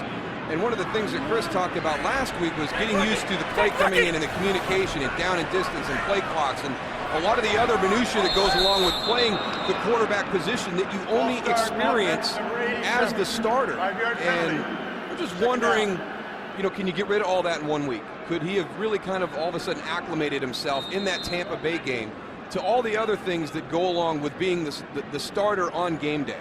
Or is it going to take him some time to get into a rhythm? Is it too much to expect for Chris to come out here today and play efficiently? Especially against an Eagles defense that's going to put as much pressure and try to disrupt you as much as possible. 6 starts for the Ravens in 2002, 4 starts for the Falcons in 07. Redmond's pass is caught by Roddy White. Sheldon Brown made the tackle. The 6th completion for Redmond. 4 have gone to White, the other 2 to Gonzalez.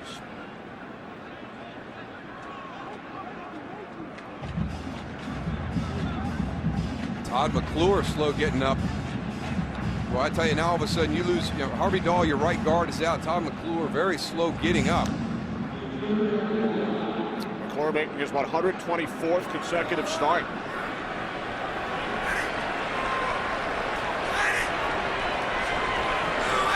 Third down and 9. Falcons must get to the 40. Redmond rolling right. Looking downfield. Now he throws, and the catch is made. For first down, it's Roddy White again. And he gains 15 yards, and a late flag comes in. Should get 15 more. That's exactly what we talked about earlier, though, Darryl.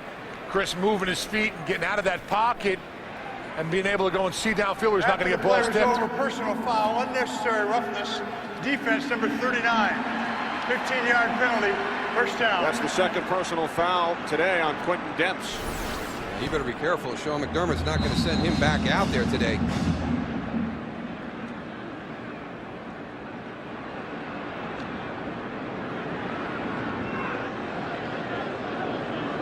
I don't know about that one. Yeah, That's, you know what? Don't give him the opportunity to make the call. Yeah, you're right. You're right. From the 40 on first down. Redmond going deep. Too far for White. As we check in once again with Kurt Menefee. Kurt. Well, Jay Cutler throwing touchdowns today. This was to Earl Bennett, his former Vanderbilt teammate. First NFL touchdown for young Bennett. And the Bears lead the Rams 17-6 in the third quarter. Kenny Moose and Goose. Bears looking to end that 4-game losing streak, Kurt. Here in Atlanta, Eagles lead the Falcons 20-0. Watch it coming back, Smooth.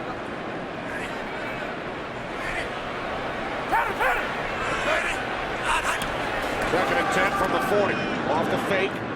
Redmond's pass is caught at the 34, then crawling up to the 32-yard line is Roddy White once again. Gain of 8. Well, I think the one thing that they're doing, the Atlanta Falcons, is at least going and putting themselves in situations where you can both run and pass the ball. You know, 3rd and 2 is a lot more manageable. Now you're keeping the defense guessing a little bit.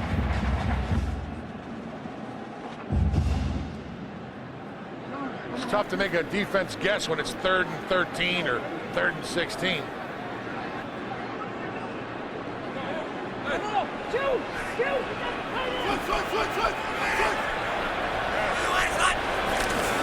On 3rd down and 2, the fake to Weems, and then Redmond forced to throw it away as he was pressured by Jason Babin. This is one of those things that a guy with unique athletic ability can pull off for your defense. Jonathan Babin is going to walk in to the defensive front. Now, he left here and came all the way out here. He did it very quickly. So all of a sudden, you adjust all your coverage down inside, and Jason Babin got everybody to look down into the A gaps, and then all of a sudden was able to release and get to the outside exactly where that play was coming and get to the quarterback, Chris Redmond. Once again, Mike.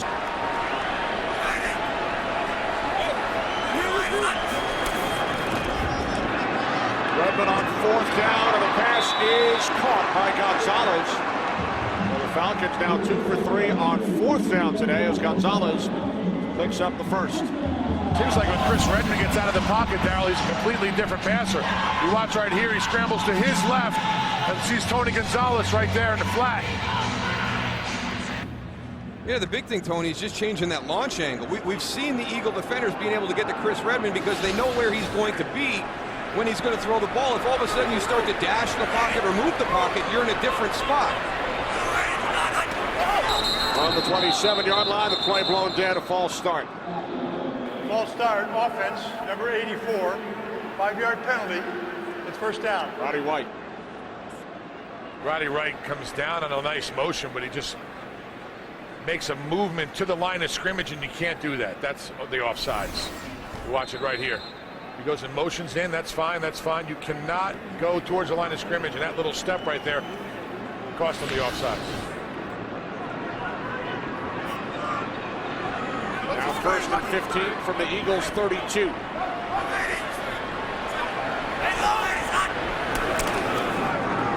Redmond to White. And a terrific tackle made by Macho Harris as White on his 7th reception of the game loses a yard. He's had a nice game this afternoon. He's been matched up with Tony Gonzalez on a number of occasions, one-on-one. Has played very physical, and here he is again. That quick little screen outside. Roddy White's a big receiver. He recognizes it, attacks it, so Roddy White doesn't have the time to pick him up and make a move on it. Macho Harris, rookie 5th-round pick out of Virginia Tech. 2nd down and 16 as that is deflected and nearly picked off by Will Witherspoon. That's the 2nd one today for Will Witherspoon.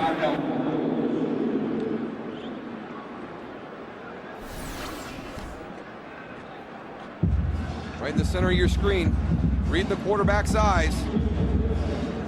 You wonder if he was reading the eyes or watching Jarius Norwood start to break across, but it moved Will Witherspoon right into the throwing lane to Tony Gonzalez. I think he's reading his eyes. I think Chris isn't doing a good job of going and looking people off. He's looking where he's throwing, and that's what those linebackers are focused in on. Well, Witherspoon started the season with the Rams, acquired in mid-October. Redmond to Norwood, and Norwood tackled at the 22-yard line, about 5 yards shy of a 1st down. So what will Mike Smith He's going to go for it. Yeah, he's going for it. And, you know, that's a great play call. That's good anticipation of what you're going to do on 3rd and 4th down together. You know, sometimes we see a play like that, and then all of a sudden they're deciding what they want to do on 4th down. But in that situation, Mike Mularkey, hey, let's check it down. Let's get some positive yards. Give us an opportunity on maybe a 4th down, and where they're sitting at right now 5 instead of getting into a 4th and 11. Falcons 2 for 3 on 4th down. Redmond on 4th and 5. It is picked off by Sheldon Brown. And Brown is going to take it the distance.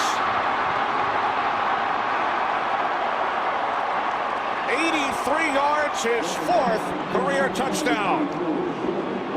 I don't know, Tony, you just made the comment a couple of plays ago that maybe Chris is looking at things, and he has to be. I mean, Sheldon Brown just had an incredible break on that one. He was just sitting on it, waiting for that play to be thrown. Watch him right here. This goes, he's looking in the backfield, boom. I mean, he was breaking to the ball before the receiver even knew the ball was being thrown. Great anticipation by Sheldon Brown.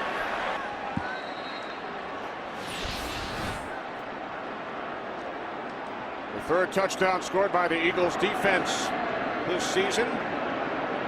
5th interception for Brown. Akers, the extra point. 27-0 Philadelphia. Sheldon Brown's 83-yard interception return for a touchdown has extended the Eagles' lead to 27-0. I think that hamstring's feeling okay, Goose. Yeah, it looks a lot better than it did earlier. Sheldon Brown's 5th pick of the year. Samuel has 7. First time the Eagles have 2 quarterbacks with 5 interceptions each since 1950. Well, that's what this defense has always been built on, scoring points and taking the ball away.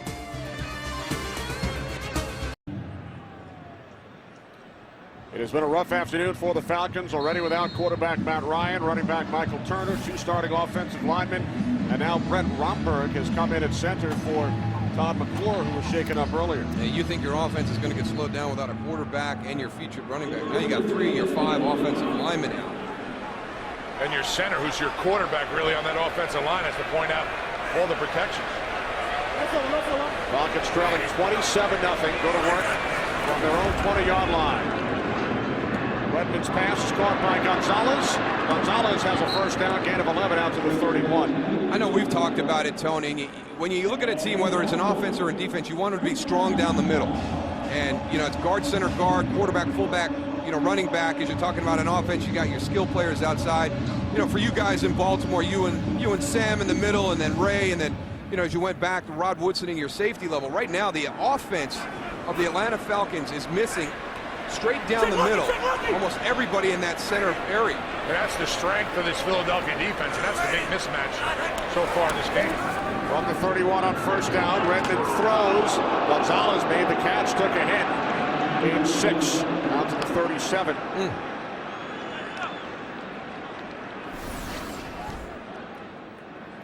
Old school. Tony Gonzalez right here takes the shot and never lets the defensive back know that he had a good shot at him, but he's feeling it right now. That was Sheldon Brown unleashed one on him.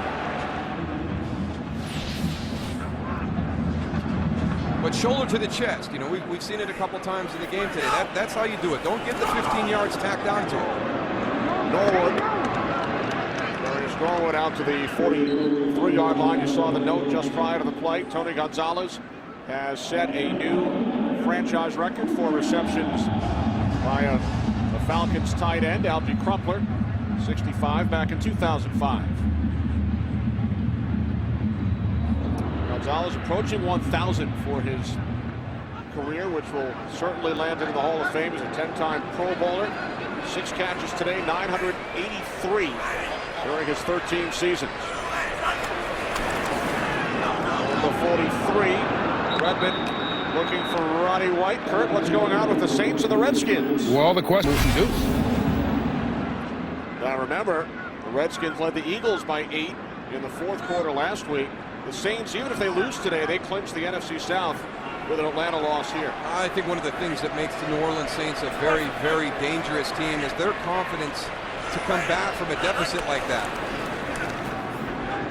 Redmond in trouble on second and 10. He loses the football, but it's recovered by Norwood. The pressure from Jaquay Parker forcing the fumble.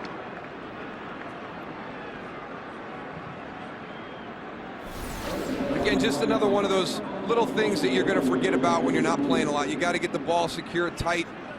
You know how aggressive defensive linemen are when they have that opportunity to get the sack fumble or to get their hands to punch that ball out as you start to scramble. That's a nice job by Jaquay Parker coming all the way around and know where that ball is to punch it out. Redmond on 3rd and 7, a penalty marker. Norwood, the intended receiver.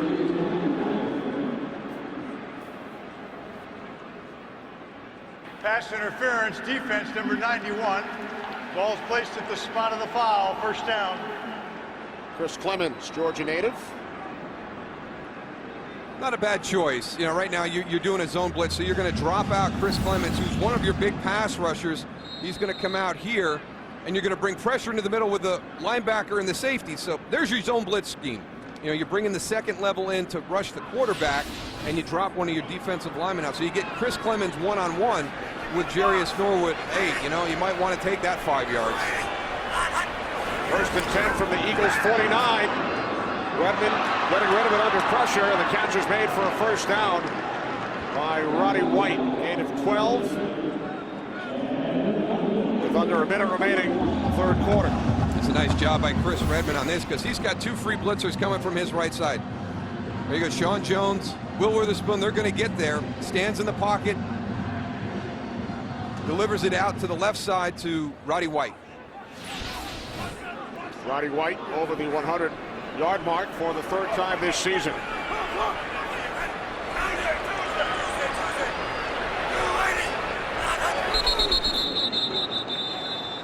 Ball start, offense, number 84. 5-yard penalty. It's first down. Now, even I knew that one was on 2, Tony, because he called Tuesday. And Tuesday is the second day of the week, so you know it's on 2. I mean, even I knew that here. That's if you start counting with Monday and not Sunday. Us football players, the week starts on Monday, and then you finish on Sunday. You need to relay so we have a different kind of weekly calendar. You need to relay that information down here to the field. So let's ask your son, Aiden. Aiden Johnston is here. Does the week start Sunday or Monday? Which one is it in your calendar? He's not sure. Monday. All right. First year padded football this year. He knows Monday's the start of the work week. First and 15, and Redmond had another pass batted back. This one by Bunkley. So the third quarter comes to an end here in Atlanta. Michael Vick, first touchdown as an Eagle. Sheldon Brown brought this one back 83 yards, 27-0.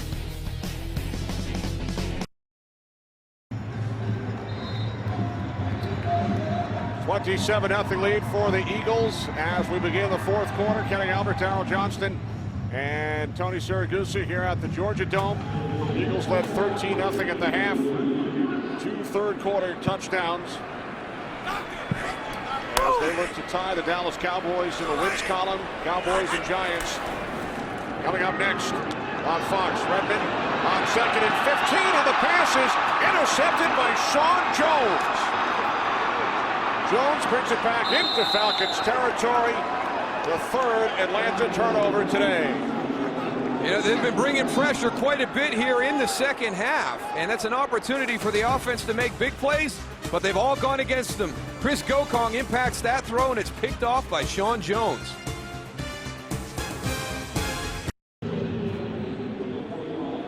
Sean Jones grew up right here in Atlanta, attended the University of Georgia.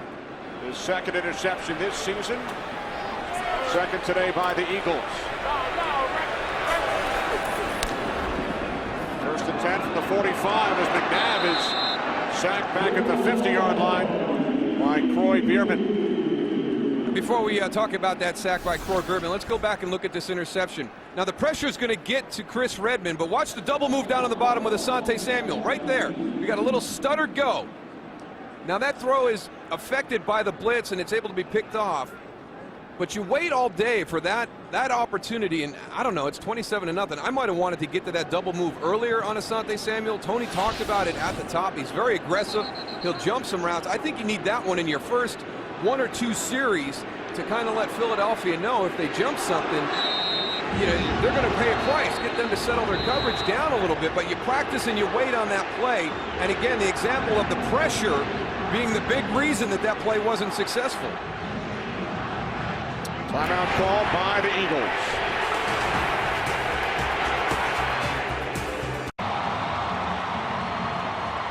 Back in Atlanta with the Eagles leading the Falcons 27-0. Michael Vick back on the field. He's scored a touchdown. This is fourth snap, second and 15 from midfield. Off the play fake. Vick looking to throw. He fires downfield. And a penalty marker as the catch is made by Reggie Brown at the Falcons' 6-yard line. 44 yards from Vick to Brown. Vick's longest completion of the season. Pass interference defense, number 20. The penalty is declined. The play results in a first down. Atlanta fans are used to seeing this little bootleg out the back door, and then here comes that arm. He may be a little bit slower, but there's that familiar motion. Got to get it out a little bit farther. He might have had a touchdown to Reggie Brown. And at the end, number 21, Chris Owens, he's still down on the field. He hurt.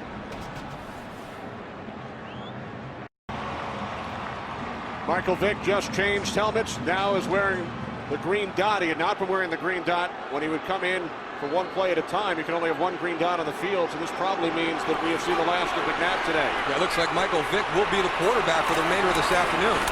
On first and goal, Vick with the toss. And the tackle back at the 11-yard line by Jevis Jackson, bringing down Reggie Brown. So the Eagles with a 27-0 lead. Michael Vick with a touchdown in the third quarter. The fans were chanting, "We want Vick," a couple of moments ago, and they've gotten their wish. That's kind of one of those stories that you really can't write. You come down to Atlanta, where Michael Vick was the first overall draft pick down here for this franchise, and you come in and you play well. You get up 27-0, and as the chance started in the third quarter, Andy Reid calls the timeout, brings Donovan McNabb over. They make the exchange, and now what we really get to do, we get to see an opportunity with Michael Vick as the quarterback who'll be able to stay in. I think this is where you'll be able to evaluate his performance now, because he gets to stay in and be involved in the flow of the game. Vick inside the 5. And he took a hard hit from Jackson. Third and goal upcoming. You got to have that hit once in a while, man. Get them butterflies out there, get back in the swing of things. And Michael Vick, I think, lugged getting hit on that particular play.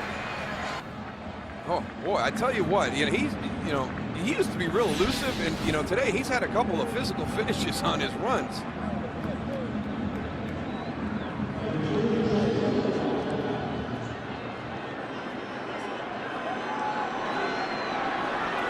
Third and goal from the Falcons 5.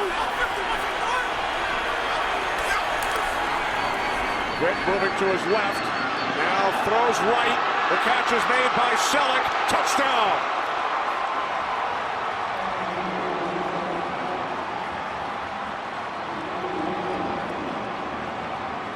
First touchdown pass of the season for Michael Vick.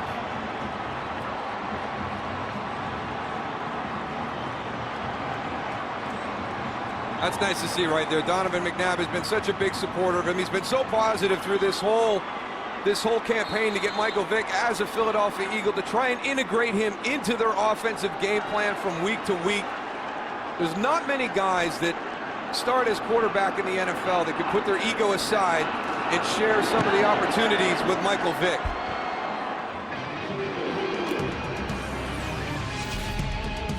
A rushing touchdown earlier. And now Brent Selleck on the pass from Vick. Michael Vick a factor in 2 of the 3 Eagles touchdowns in this second half. Looks like the medical staff will check out his hand. 11th time a rushing touchdown and a passing touchdown in the same game for Vick.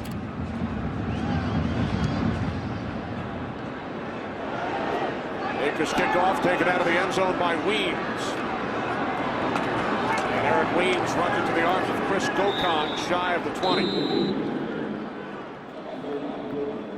Well, Fox's football coverage doesn't end when the games are over. Stick around for the OT, where Kurt, Terry, Howie, Michael, and Jimmy bring you exclusive interviews, extended highlights, and a look ahead to next week's action. America's #1 postgame show, the OT, presented by Lowe's, is coming up after the late games, only on Fox.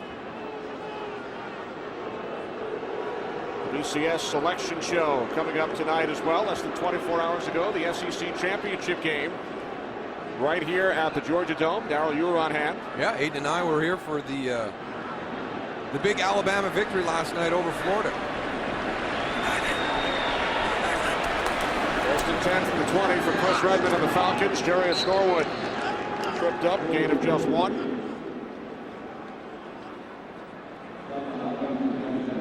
There's the Falcons backup, John Parker Wilson, we saw him at the Sugar Bowl last year, playing for the University of Alabama. I had a chance to talk with him before the game today, too. He said he was able to get over for a little bit, but then had to get back to the hotel for meetings, and he was real excited at the opportunity that Alabama has now. And I'm sure as everybody's thinking it's going to be the University of Texas versus the University of Alabama for the BCS championship. We'll make that official later on today on Fox.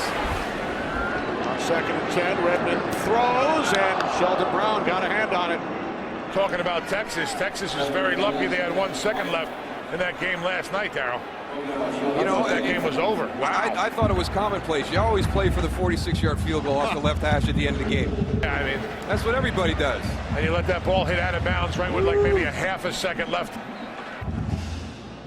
There was a bunch of those around here last night. I saw a guy dressed in head-to-toe houndstooth last night leaving the game.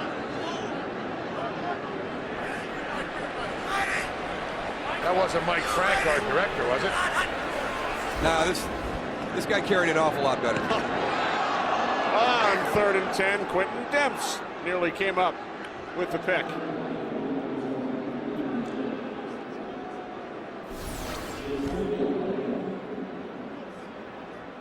It's been a tough day for Chris Redmond.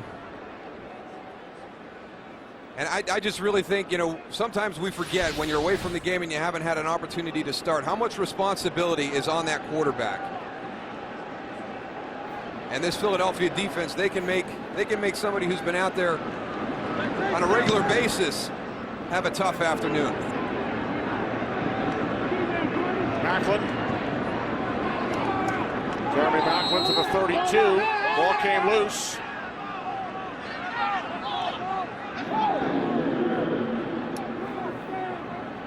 But Macklin was ruled down. So the Eagles with a 34-0 lead here in Ruling Atlanta. on the field as the player was down by contact. First down. Macklin ruled down. We'll be back.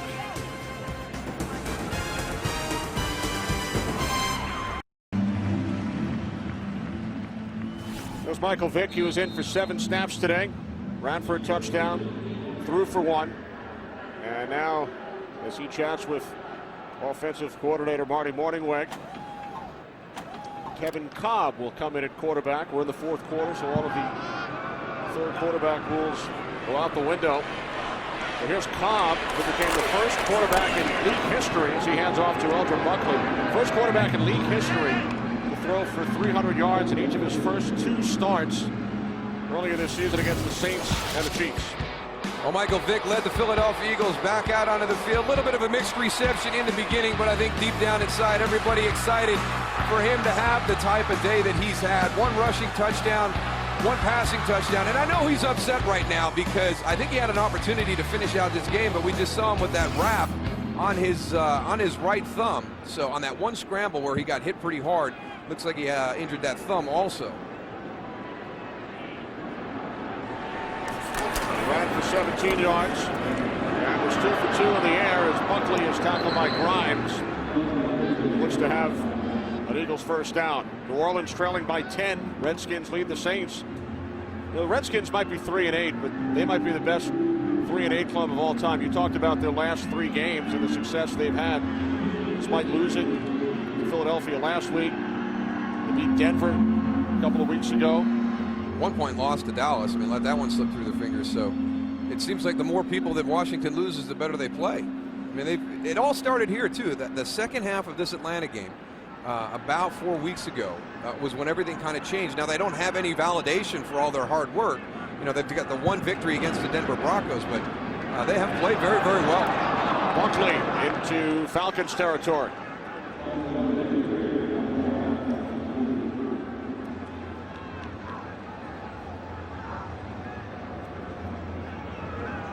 Don't forget about Donovan McNabb's day either. Yeah. Well, this whole Eagle team, they really, you know, it was all started by that defense. The goal line stand at the end of the first half. I mean, it was one of those typical Eagle games where they kind of get into that lull and it gets flat for a while. And their defense made a great goal line stand at the end of the first half. Their offense comes out in the 3rd quarter and goes on a 12-play, 80-yard drive. So all that momentum that was built at the end of the first half really carried over into this second half. They just get better and better as the season goes on. That's not what the Giants or the Cowboys want to hear. Especially with them going at it tonight, huh? Yeah, the Eagles are a team you better be careful of. The last 3 years, they have played very, very well down the stretch. And, you've got that big Dallas-Philadelphia game looming at the end of the season. Historically, under Andy Reid, December's and regular season games in January have been kind. Philadelphia 28-13. December record 11-3 the last 3 years. Barkley.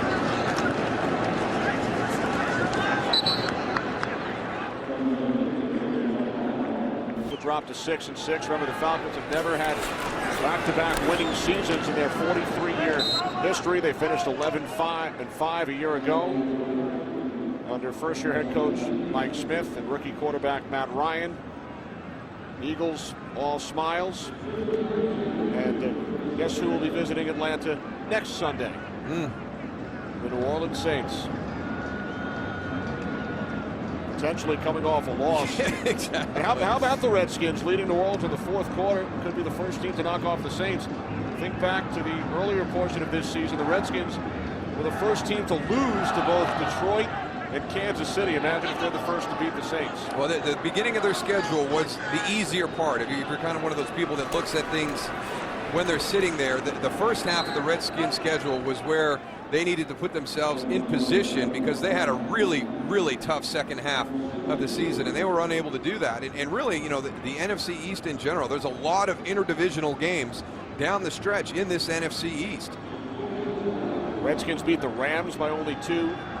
Lost to Detroit, lost to Kansas City, and then started losing players. You can't look past anybody. Not anymore. No way. They will come up and they will bite you. How about the Eagles? They went out to Oakland and lost the game 13-9. Seems like they always, every year, they have that one game that they just don't play well at all, and that was that False start Raider offense game that nobody would have predicted happened. It's fourth down. False start, Leonard Weaver. Nah, he's just quick. He's lightning quick. That wasn't a false start. What a game for Weaver. And what a pickup during the offseason from Seattle. And nobody really talked about it. I mean, there was so much attention in other places. Well, you talked about it. Well, I mean, Jeremy Maclin, that's exciting. You draft him, and then you make the move for Michael Vick, during the course of the summer. There was a lot of things going on in Philadelphia that Jeff Lurie and his organization, generated a lot of talk and discussion about it. And believe me, Leonard Weaver was not one of them, but he has proved to be a huge asset for this Philadelphia Eagles organization and the team. He had such a great day today, Darryl, and I know you're going to love this. I'm going to actually interview him after this game. There you go. Maybe one of the first fullbacks. Maybe one of the first. I don't know. It is the first fullback, but I'm going to do it for you. Number of fullbacks interviewed by Tony Siragusa. This will be the first. Number of defensive tackles, 7. Any question you want me to ask him? Anything you want to know? How does he handle being in and out of the lineup so much and be as productive as he is? I think that's difficult. I talked to Michael Vick before the game, and he talked about needing to be in the flow of the game to be productive, and I always felt the same way. And at the end of my career, I was in and out a lot, and I found it hard. And I think he does a great job of being like that role player that can go in and out of the lineup but still be productive all the time. Rocca's punt is down inside the 1. Wow. Dimitri Patterson, terrific job to keep it out of the end zone. Was to watch Pittsburgh blow that game against Cincinnati. You needed a couple things to fall in place for you yesterday. And at TCU, I live down in the Dallas-Fort Worth area, and there's a lot of excitement about the Horned Frogs and what they've done this year. And to have Pittsburgh not be able to close out Cincinnati, and then to have... With one extra point. Rub it in, Darryl. No, but then you have the UT game later that night. I mean, you needed both of those to fall in place, and how close were you on both accounts? And it doesn't work out. I mean, we were very close to having an Alabama-Texas Christian University BCS championship game. Yeah. Wild night last night in college football. Those Pitt Panthers let us down, man. Being in Pitt grad, up by 17 and then losing by 1. That extra point, every point counts. You never know. You never know what play during the course of the game tips the scale. At least you guys were playing a meaningful game in the month of December, Goose. Yeah, that was nice. It was nice. Well, West Virginia, 2 losses back-to-back to West Virginia and Cincinnati. I mean, 2 tough games, but had a chance to win them both and just didn't finish it.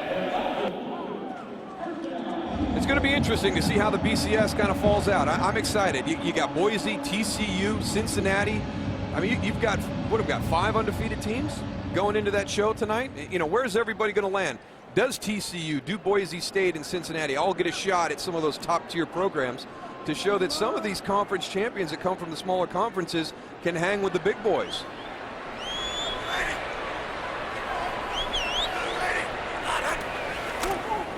From the 13-yard line at Snelling, we saw Utah in the Sugar Bowl last year defeat Alabama, and Utah supporters certainly made a case last year that they should have reserved consideration for the national championship. 13-0.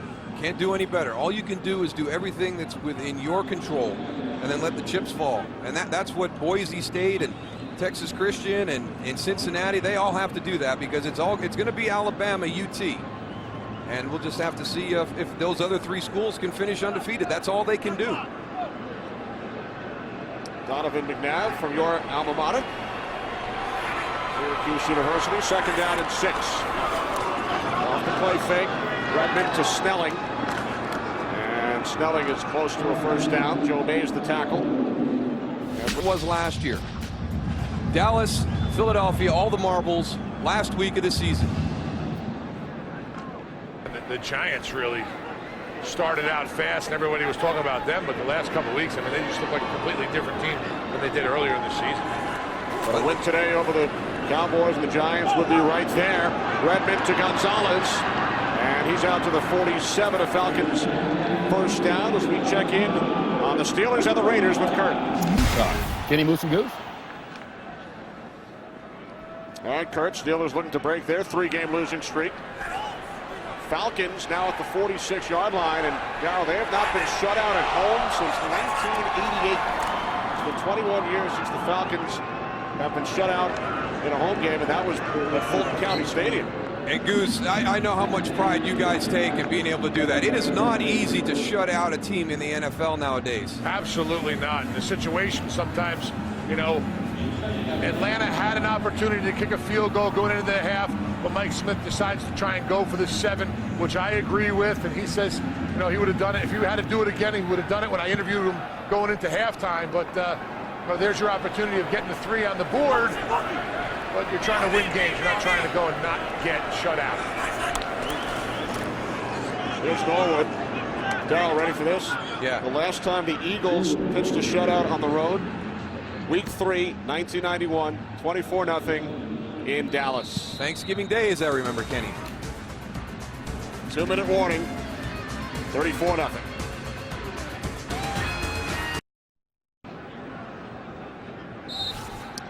Two minutes remaining here in Atlanta with the Eagles shutting out the Falcons 34-0.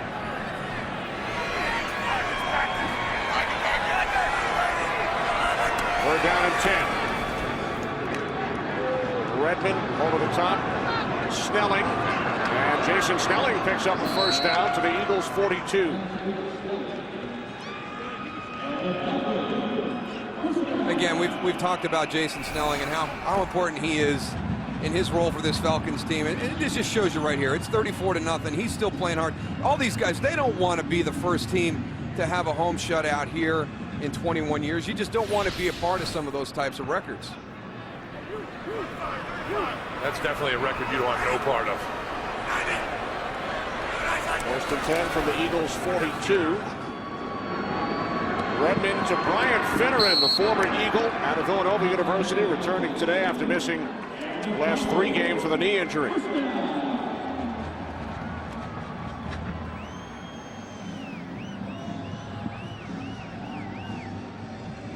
Great job by our entire crew. Producer Barry Landis, director Michael Frank, associate directors Jeremy Green and Darren Foster, the associate producer Chirag Devaskar, our technical producer David M. Hill, the technical director Chris Castro, the senior producer of Fox Sports is Bill Brown, and the executive producers of Fox Sports are Ed Gorin and David Hill.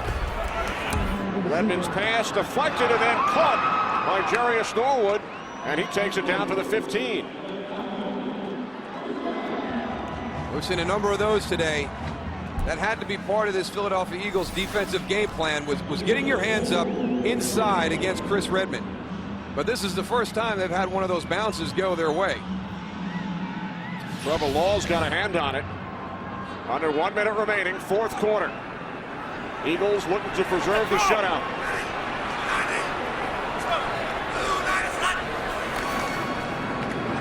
Redman backpedaling now, throws. Too far for Roddy White. In that third quarter, and it's been a tough day for Chris Redman and this whole Atlanta offense. And I really feel, obviously with Matt Ryan and Michael Turner out, they're not going to be the same, but they've lost Todd McClure. Harvey Dahl wasn't in. Redman to Gonzalez, and he's tackled by Tracy White at the 2-yard line.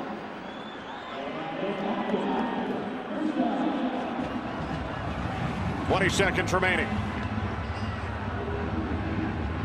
And obviously, if the Falcons wanted to avoid the shutout, they could have sent on the field goal unit, but they're going for the touchdown. No, exactly.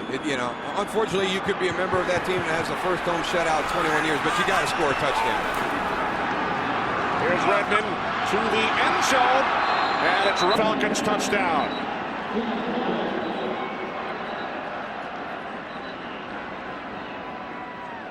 A couple of fortunate bounces on this drive for the Atlanta Falcons. Finally have some things go their way, but this should stand as a touchdown. Should be pass interference against Tracy White. Pass interference defense, number 52. The clock also expired. That penalty is declined. The play resulted in a touchdown. Deflected off The clock Gonzalez. expired on the play, however, we will extend for the try for Roddy point by White, rule. who caught the game-winning touchdown in the final minute last week against Tampa Bay. A little different scenario today. And here's Matt Bryant, who was signed this Monday to replace Jason Elam, a former Tampa Bay Buccaneer. He was kicking 9 days ago in the UFL Championship game in Las Vegas. Kicks the extra point for the Falcons. So Atlanta avoiding their first ever shutout in this building. A triumphant return to Atlanta for Michael Vick as he ran for a touchdown, threw for another. Injuries here. Jason Peters got dinged a little bit, and we just took the precautionary measures with it. And he also hurt his shoulder a little bit on the same play. So between the two things, we just held him out. And then Michael had Vic had a hand contusion. So all in all, we got out fairly good here. Tribute to the players, and the coaches. They did a nice job of putting the game plan together, and that fourth down play at the end of the half, I think carried over with a little momentum in our favor the second half. My hat's off to Mike Smith. He's done a great job with the injuries he's got. Man, it's a crazy deal right now. This time of the year, it's tough when you lose a number of players that in key positions that he has. But all in all, I'm proud of our guys. Proud of Michael for going in and doing the things that he did and maintaining his composure and so on during an emotional time. Time, George. Do you think that Peters had a concussion? I don't know. I mean, we've got to look at it. He went to cut somebody and fell and hit his shoulder, hit his head, and I just said, hey, keep him out. We go from there. But he bugged me the whole game to go back in, so I don't think it was too bad. Can you talk about special teams and the tone that you set on special teams punt return and forcing the fumble and kickoff? Yeah, I mean the turnovers ended up being points, and we were fortunate there. I thought our special teams played well. Ted had a nice game plan, and I thought the guys executed well. And all in all, it was good all the way around. What about the defensive backs? They did a good job. They did a nice job. They were swarming around the ball, and they played physical. We had some young aggressive mistakes in there. We got to take care of, but I'd rather have them aggressive than not aggressive. So but we got to take care of the penalties. But all in all, I was pleased. It was nice to see Sheldon get the score. He's been so close on a couple of these and in the last couple of weeks. So just for him to take it and go, and it was a beautiful thing there. Andy, how committed was this team to making this a special day and a special experience for Michael? I think everybody felt it. I think everybody rallied around him, and he was one of the captains. And I know Arthur Blank welcomed him back, which my hat's off to him for that. That's that's a tribute to him and his organization, and then the fans.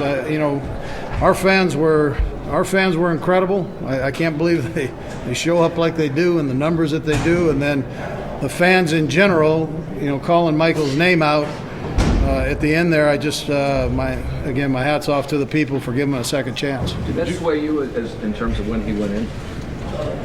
Did that sway me? Yes, the chanting. Not too much sways me, but it didn't hurt. What did you tell him about how to handle the emotions of today? Did you give him any advice? Just play. He's a veteran player. Just go play, and you have an opportunity, take advantage of it, just like you do in other weeks. And but listen, that's easy to say from my seat, but I'm sure he had a little extra juice going when he had a chance to get in there. You gave Leonard Weaver the ball a few times in the first half. Can you just talk about his performance, why you thought he could bring it? Well, I'll tell you, he's running hard. He's seeing things well. He's patient to the hole, and he's got good speed through the hole. So I think that's a nice combination between he and McCoy. You guys had a chance to see Buckley, the things that we've seen in him that last drive there. He's a legitimate running back himself. So we got three guys that we feel comfortable with that can go in and play. Did you know you get that much out of Weaver coming into the season? I mean, because the first couple games you didn't use him as much. Well, I mentioned to you before that when we brought him here, one of the things we thought he did very well for Seattle was run the football. So we knew what we were getting. We were rotating a lot of guys in there, and he didn't have quite as many carries as maybe we should have given him. How do you think Donovan in the passing game did today in the absence of Deshaun? Well, I thought Donovan did a nice job. Macklin's had a big day, and Avant and Reggie. Our little guy got in at the end, and he looks like he's 12 years old, but he got in and he played his heart out. So, everybody did all right. The receivers, I thought, stepped up. Now, we'd love to have had, Deshaun, yeah, but hey, those things happen. We could really do without that light right there, man. This thing. Your team's won 3 straight games here. I mean, do you feel it starting to peak a little bit? Do you feel the momentum? Yeah, listen, every week, you're seeing the New Orleans game and Washington. Every week's different in this league, and so it's important that you pick the good out and continue to do that well and build on it. And then with the things that you're not doing very well, that you don't hide those, and that you make sure that you get better at them. And I think our guys are willing to do that. They're willing to take a hard look at themselves and get better. So, Andy, the organization's acknowledged that at some point soon you're going to get an extension. How do you feel about that, first of all, and what still needs to happen? Well, I think there was a statement put out, and I'm not going to add to that statement. I've told you guys before, I love it here, and in Philadelphia, the fans, the organization. I don't think there's any better organization in the National Football League. So, but there's a statement been put out, and that's what it is there. How long do you want to coach? Do you have an idea? I'm going to try to outlast you, Les. It seems like Michael's package kind of, goal line package, throwback and sell it. Do you want to use him a little bit more? Do you see opportunities in these last 4 games? Yeah, we've got things in, and it's easier when you've got a little flow going in the offense. You're not trying to have to establish something there in the flow department, and so it was good to get him in and do that. And I've told you before, we don't have a set number. We just see how things go with the game, and if we feel like it's the right time, then we put him in there. Okay, guys.